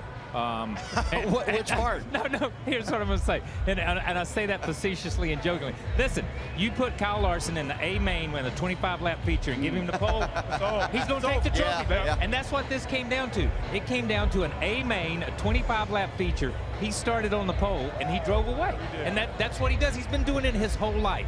But I do not think that Dale Jarrett not sat on this pit box at the Roval, and they came down pit road and changed the battery and put an alternator belt on. That's a team effort. That was a team win. This is a team win. I think we look at Hendrick Motorsports and what they do it as a team. They live as a team, they die as a team, they bleed as a team. And I don't just mean this team. I mean collectively. All those guys back at the shop, everything they do. And it's that man right there. And I said earlier, you know, Kyle Larson has come a long, long way. What happened to him was very public. And this is the greatest, he's the greatest example of forgiveness and redemption right here. He was forgiven for his transgressions, and the redemption comes today. The redemption comes when he holds that trophy up. And so many people take so much more away from this than just a championship. Yeah, and I think that spoke a lot to everyone, Brad. This is about second chances for Kyle Larson, who was suspended by NASCAR at the end of the year last year. Kyle brings up a great point. He watched this race from Hendrick Motorsports, and I think there is an element of Rick Hendrick taking a chance on him. I mean, Rick funded the majority of this season out of his pocket because he believed that much in Kyle Larson. No doubt about it, and it's about the maturation of Kyle Larson. As you think back to this time last year and him sitting there having to watch this race, on television, and then you hear him talk about he thought it was just like sand through the hourglass. He thought it was gone. He never thought he'd have this opportunity again. So yeah, and that's what makes our country so great. It is about second chances and opportunity. We all need them. And he's had this, he's taken it and make the most of it, and he's been so impactful to people in his community and his children, and today he's a champion. And I think the important point in that, DJ, is that Kyle's done the work off the track as well. That's right. It wasn't just, hey, take some time, but he did the work off the track. Yeah, so much. And a lot of it has been documented, and we've seen and heard about a lot of it. And there's so much more that we don't even, that we're not privy to all the information that is there. But this young man has totally changed his thoughts, his ways, and the person that he is. And I think that speaks as much volume. We knew he was always a great race driver, and in the right situation that he was going to be a champion. But after, what happened last year, we weren't sure if he would get that opportunity. It took a special man, and Rick Hendrick is that special person that has given a lot of people, not just drivers, but crew chiefs, engineers, tire changers, you name it. They've come through Hendrick Motorsports, and the opportunity that you get to work there, but to be a driver at that organization is just incredible. Yeah, and I got to say, he came into the sport as a kid. Young money. They called him, he came in. Today he stands here a man, and he does. He stands here a grown man. And listen, I will say this, and I may start crying because I'm going to say this, that when he put Owen when they got on top of that car, if you've got a kid and you have that, and in that moment, and he's got his arm wrapped around him, and Dale's, Zach and Jason, and I had a son that drove a race car. If you've got a kid that's in sports, that's part of it, And that was just a moment. That was just a moment for me, and that spoke volumes to who Kyle Larson is too. This is about more than just Kyle Larson. Coming up in a moment, we will hear from Cliff Daniels, the man who made the calls today, and they had to work at that race car to get it even in the ball game. Terrific effort by the entire team. NASCAR America is brought to you by Progressive. Stay on track with great rates at progressive.com.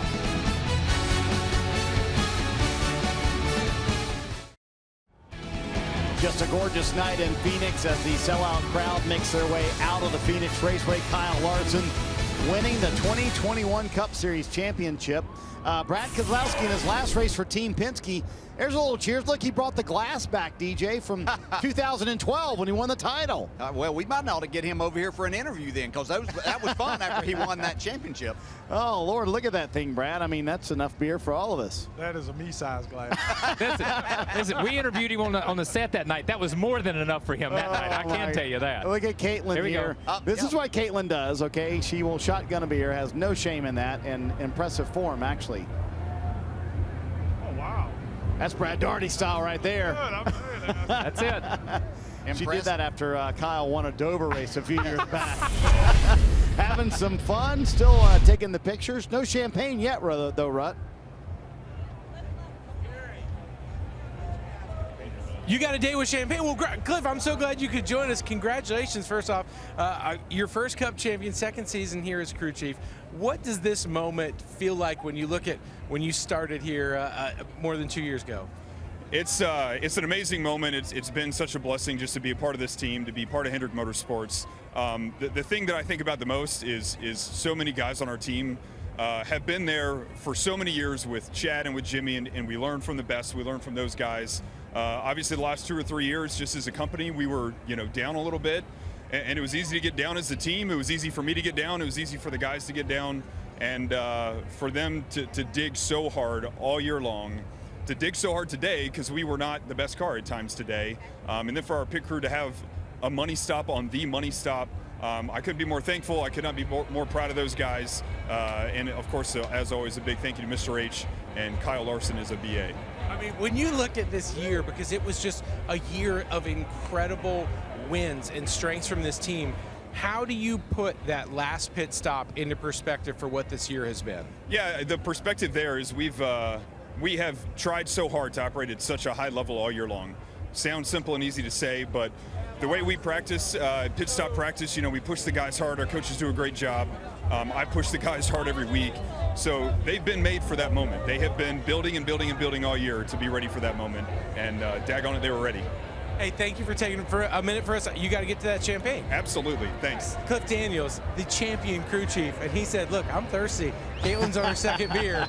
Somebody passed me one. 33 years old, you guys. Look at Cliff, the athleticism to jump up there on stage. Champagne time. Kyle Larson, by the way, tying Tony Stewart for most wins in the playoffs with 5. Obviously, both of those guys were able to win the championship, so winds up winning half of the races here in the playoffs. Brad, we talked about, Cliff mentioned it right there. They did not have a great car early on. I mean, he had to take several big swings at the car. As a car owner, I'm sure a team win like this maybe means a little bit more than just the driver going out and doing it himself. Well, I think what it does, under the circumstances, it brings everyone into view of what it takes to win a race. I mean, it's impossible to do it without every aspect of your race team performing. And if one area is off, he doesn't win this race today. If they have a 13-second pit stop, he doesn't win this race today. So it just magnifies how important it is and how hard it is to put a day together to win a race, much as the championship. DJ, we talked about the pressure on these pit crews. They delivered the second fastest stop of the season on the last stop of the year. As a driver, is there any better gift you can get than that? No, it really isn't. And I know that Kyle takes care of them, and I know through my championship years and other really good years that they won a lot of races for me, and you appreciate that. But they still don't get enough credit. They get too much of the blame and not enough of the credit. But in this situation, they did it when the spotlight was on them and when it had to be done. That was their only chance, really. I don't know that he could have gone up there and passed either Truex or Hamlin if he didn't get the choice of where to restart on the front row of that last restart. So you appreciate these guys, the hard work and effort that everybody puts in. I mean, it's just incredible what these teams go through now to make sure that everybody is ready to do their job. And I'll have to say, this is one of the very few times that you want to go home smelling like You know what? But you talk about that last pit stop, and listen, I think, and you talk about the adjustments. If you listen to Cliff on the radio and listened, and we played lots of the voice and lots of audio, they were so calm. They had a plan. They stuck with their plan. You know, our plan is, okay, we'll get in here, we'll make an adjustment. You're going to be better. We're going to make you better here. We're going to make you better there. Whatever. But you go back to that pit stop, and I liken it to NBC does the Olympics. I liken it to the Olympics. It's when an Olympic swimmer goes and sets a new world record. You know, they're in front of the world. They're in front of everybody. Listen to this.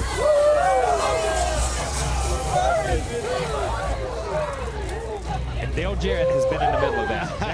And I'll say, that is the most special moment, is it not, for a driver and the team? To celebrate with them. That's the best thing that you'll ever have, and to have everybody there celebrating the moment an entire year that you were the very best in making this happen. And Kyle, I'm going to go back to something that you said, because I'm going to relate it to something that Dale Earnhardt Sr. told me in 1999 as we got down towards the end that looked like I might win the championship. And we were just talking about it wasn't going to be the races that you win that you really think of as much as whenever you have problems. And you talked about us watching this team and Cliff Daniels directing his team of putting on an alternator belt at the Charlotte Roval. Yes. Because without that, they weren't going to go through into the next round. No. They were going to be done. They wouldn't have been here racing for a championship. And the calmness that he showed and that we watched them perform that day is the reason they're here, and now that he's a champion. You still have your champagne bottles from Victory Lane in your championship somewhere? Oh, absolutely. Yes. Okay. Yeah, I got rid of a lot of stuff, but the championship stuff I still have. So. Oh, there you go. Rutledge is caught up with Caitlin, I believe. How many beers in is she, Rut? I think we're at two. I think we're 2 beers in. Is that right?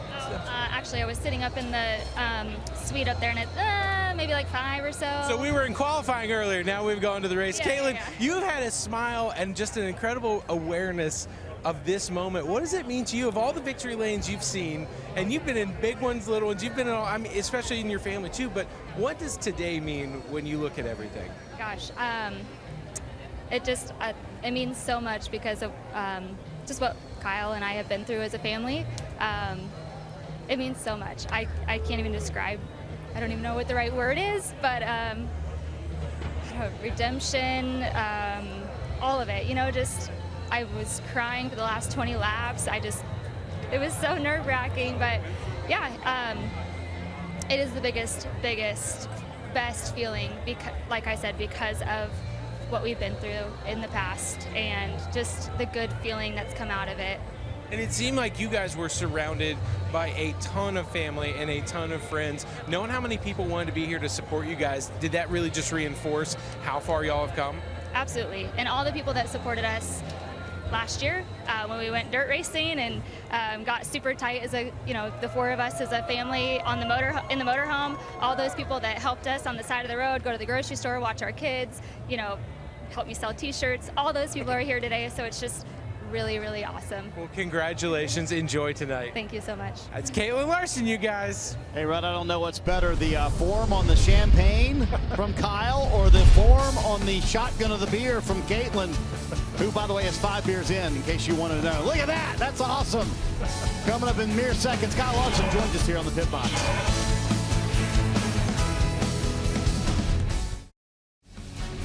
NASCAR America is brought to you by Progressive. Stay on track with great rates at Progressive.com. Let's take a look at this week's Progressive Safe Driver. And Brad, let's not give it to the driver. Let's give it to the whole team. Yes. How about that pit crew for Kyle Larson? Unbelievable pit stop. Had to have this one on the money, and that's exactly what they did. Second quickest pit stop all year long. They get Kyle Larson out front, and you know what happens when that happens. Kyle Larson walks away with it, wins the championship. There you go after the restart. Checkered flag, wins the race, wins the title.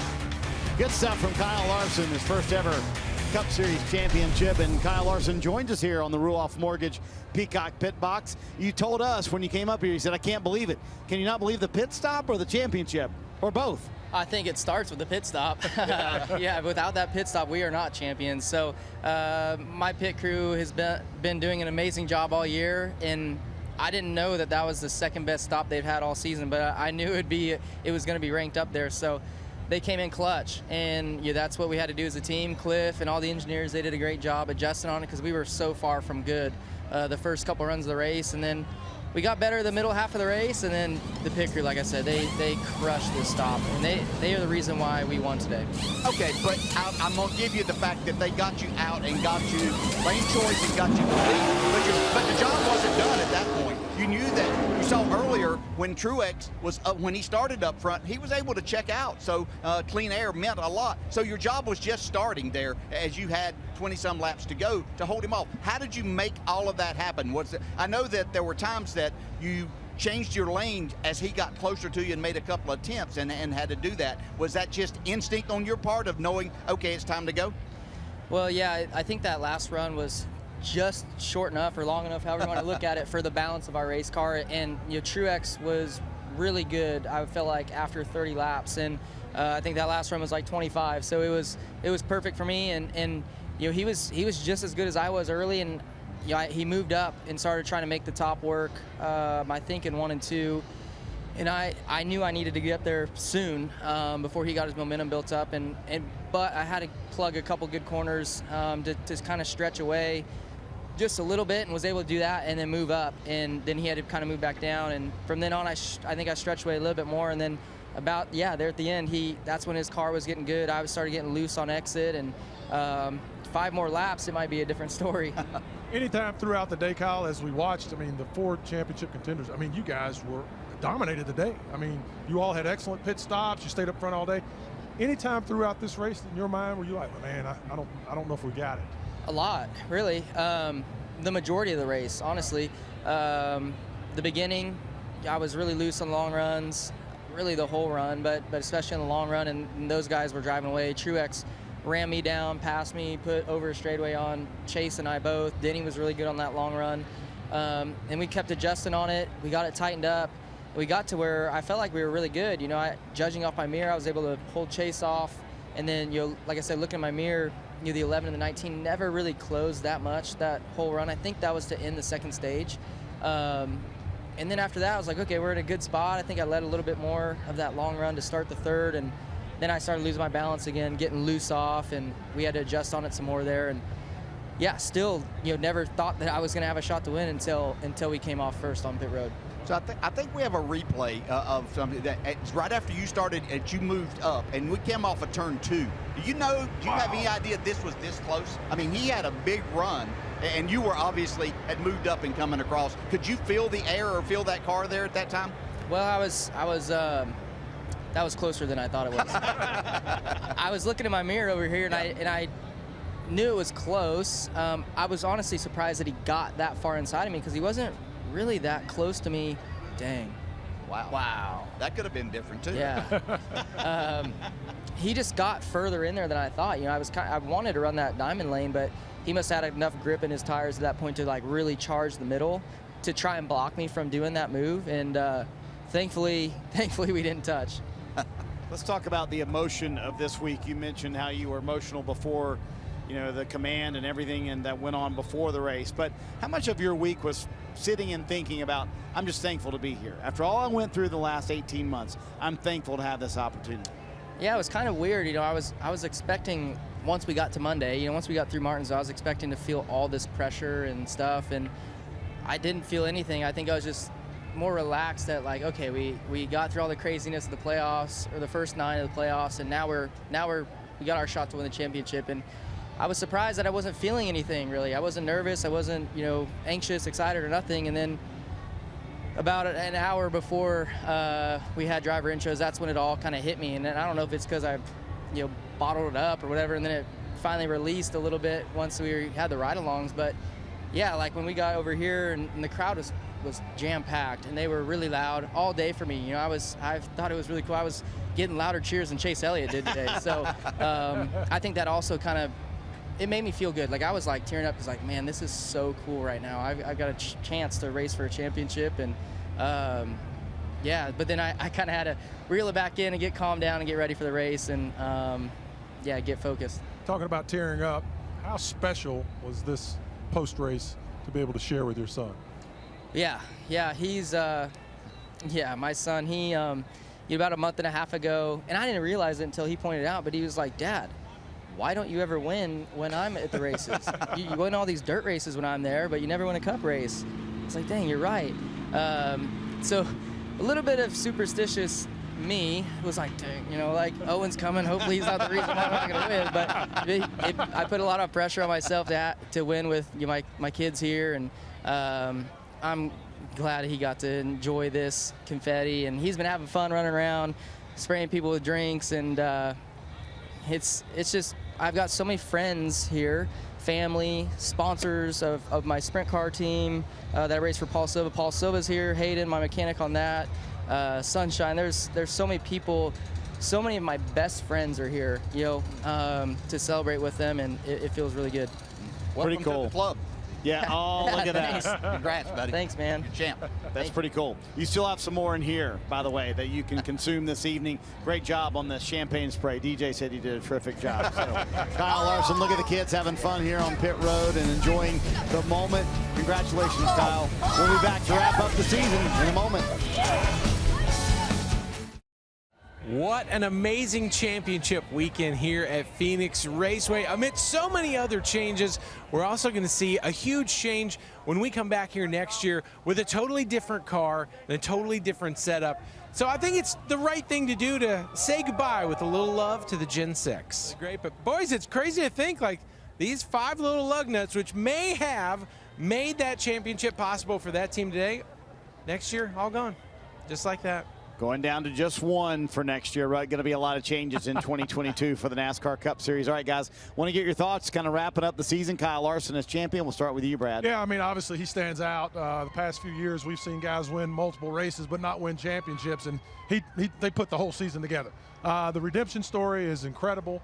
How far he's come as a young man is just, it's so important. It's an important story, and it's about redemption. It's about second chances, and I'm glad he's our champion, and I'm excited. I can't wait to get to L.A. Yeah, incredible season by a young man that just has tremendous talent. You know, as I say this all the time, to be able to watch ordinary people do extraordinary things is a lot of fun, and that's what we saw this year, to do that. And let me say this. If you haven't been to Phoenix Raceway to see a championship race, you need to get your tail here because it's amazing. Yeah, you know, what an incredible season this has been. So much change in the sport. We've seen fans come back, the competition level. You know, I'm going to miss this Gen 6 car because these guys were just getting the hang of it after having to run it for 2 years. You know what I mean? So that's pretty cool. But I mean, we are seeing a true changing of the car and a changing of the sport and what the future holds. What a fun day here in Phoenix. The atmosphere, as the guys have mentioned, just incredible. Kyle Larson winds up with an incredible pit stop at the end of the race and delivers the championship. And before we know it, the Busch Light Clash coming up to the LA Coliseum. That's coming up in February. Fun day here. Congratulations to Kyle Larson and everyone at Hendrick Motorsports.